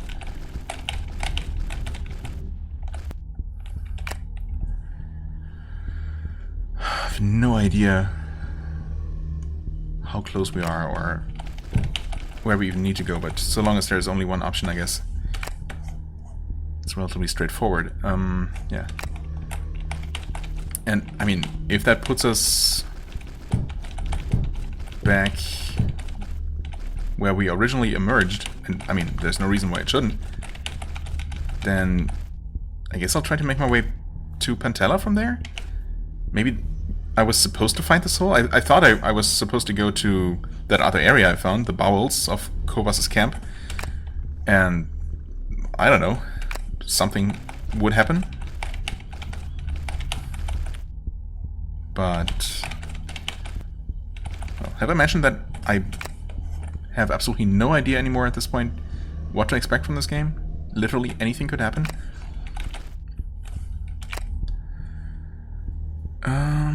This is... Wait. This is the very entrance, except there is now a set of stairs. This is where we first entered this place. And there definitely was not a staircase in that exact position, nor was it marked on the map. Wait, is this right? No, this is not right.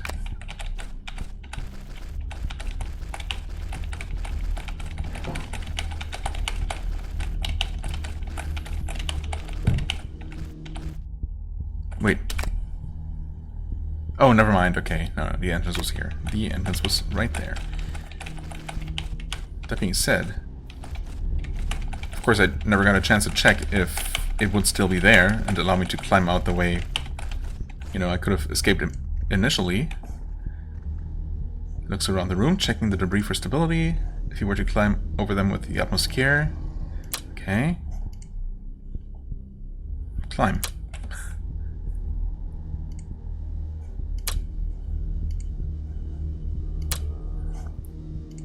Okay. He looks around, surprised, confused. What was that? Not much rested at all. Citrani faces the desert again. Yeah, that's exactly the same sequence of events. Oh, and of course it puts us there, and we have just the long trail home, I guess. This is so weird. I mean, I'm absolutely certain that we could have had some sort of...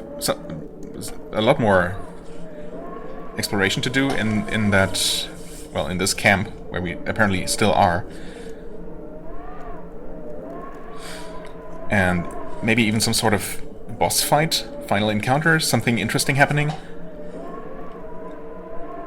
And it's just, I mean, was I supposed to escape this way, or was there some other way? And why was there seemingly just an exact copy of the ruins underneath the nomad camp, when, you know, the ruins are really down here, on the other freaking end of the gash.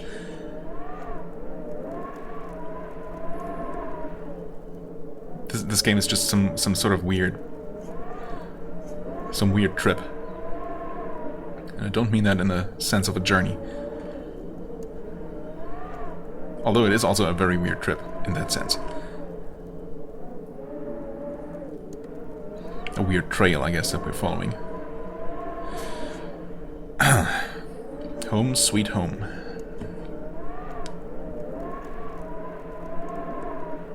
Or is it? There it is, scintillating under the last sun of a long and hot day, finally at home. Beyond the piercing reflections of the glass dome, the tree's dark, colossal body arches perfectly still, as in a pain without relief. The clerk, who has never seen Konami in that angle and light, feels suddenly uncomfortable.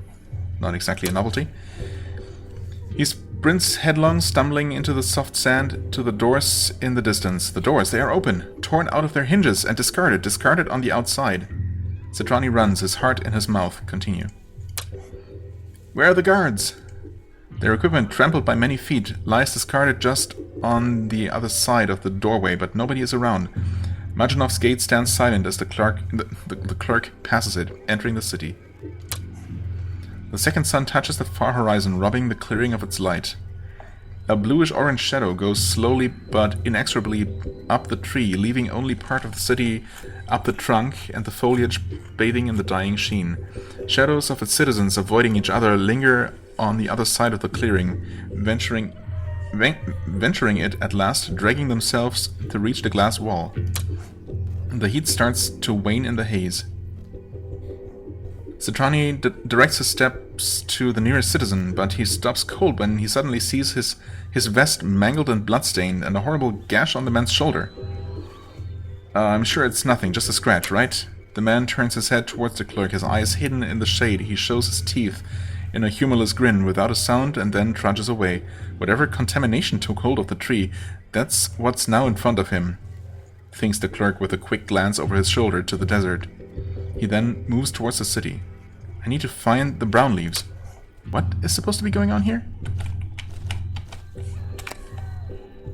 I'm, unsurprisingly I guess, once more very confused. Now, at the risk of having missed out on something potentially interesting,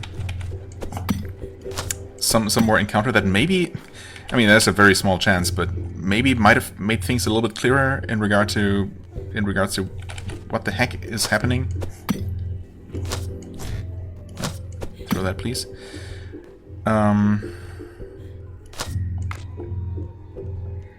we definitely don't need that anymore, will we? Or the pickaxe, probably. Never gonna use a shield. Just in case we find some gas, I guess. I'll hold on to this thing.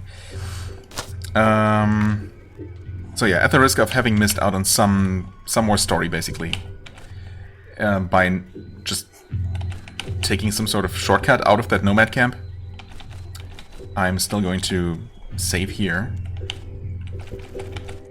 And well, now the big question is, do I continue, assuming that this is gonna be relatively quick and we're really close to the end game? You know what? No. Because by making that that save file earlier, that hard save, I have reserved myself the option of going back there and possibly experiencing a different ending, right? In a timeline where I dealt with where I killed that giant, learned about Jomolk, whose name has not been mentioned at all during this whole endeavor.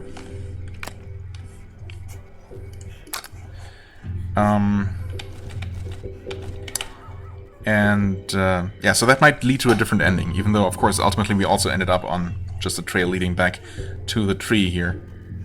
But, you know, this, basically there are two reasons to stop here. First, this might actually take a while. This might be a full-on dungeon. In fact, it's relatively likely to be one, I guess. Although, really, I have no idea what to expect. And absolutely everything is possible at this point. It could just be a really short sequence, and then we see some sort of ending. Or there could be a full-on multi-level dungeon here, like a real ordeal. I mean, if nothing else, we're here with only 2 people, which is definitely going to make things more difficult, especially since Zuni is not going to help that much in combat. But oh well. Depending on, or, you know, it doesn't matter how long this takes, or what the actual ending is going to be, though. We're going to have more than enough time to do that next playing session, and next episode as well. And after that, I'm more than willing to at least reload that to that other save file and see if anything seems to be substantially different when we arrive here, apart from the fact that we're gonna have a full party. And, well, I guess armed with the knowledge of what is going to happen past this point, I might maybe make it through this final area, if it is the final area, again, a second time to see if there is a different ending waiting for us. You know, so, in other words, those 2 things, 2 separate end games, I guess, that I might experience next time should make for a decent episode, because obviously, the one reason to continue going now would be to avoid having just a, 20-minute video next time. That I guess I would just release as a little bonus, or maybe even, tape onto the end of this. But I guess you'll see. If the video ends in just a minute or two, I suppose there was something a little bit more substantial to experience past this point, and I kind of hope there is. I mean, I'm kind of ready for the game to end, mostly because I've kind of had enough of its writing. But and because of course I'm always eager to move on to other games. But how did I even start that sentence? I don't even know. Either way, I'm gonna take a break here, and we're gonna most likely see the end of the game next time. So stay tuned, I guess. I hope you enjoyed this mess, this wild mess of a game in a way, as well as of this slow play. And if you did, as always, hit the like button and leave me a comment, and I shall see you real soon. Bye bye.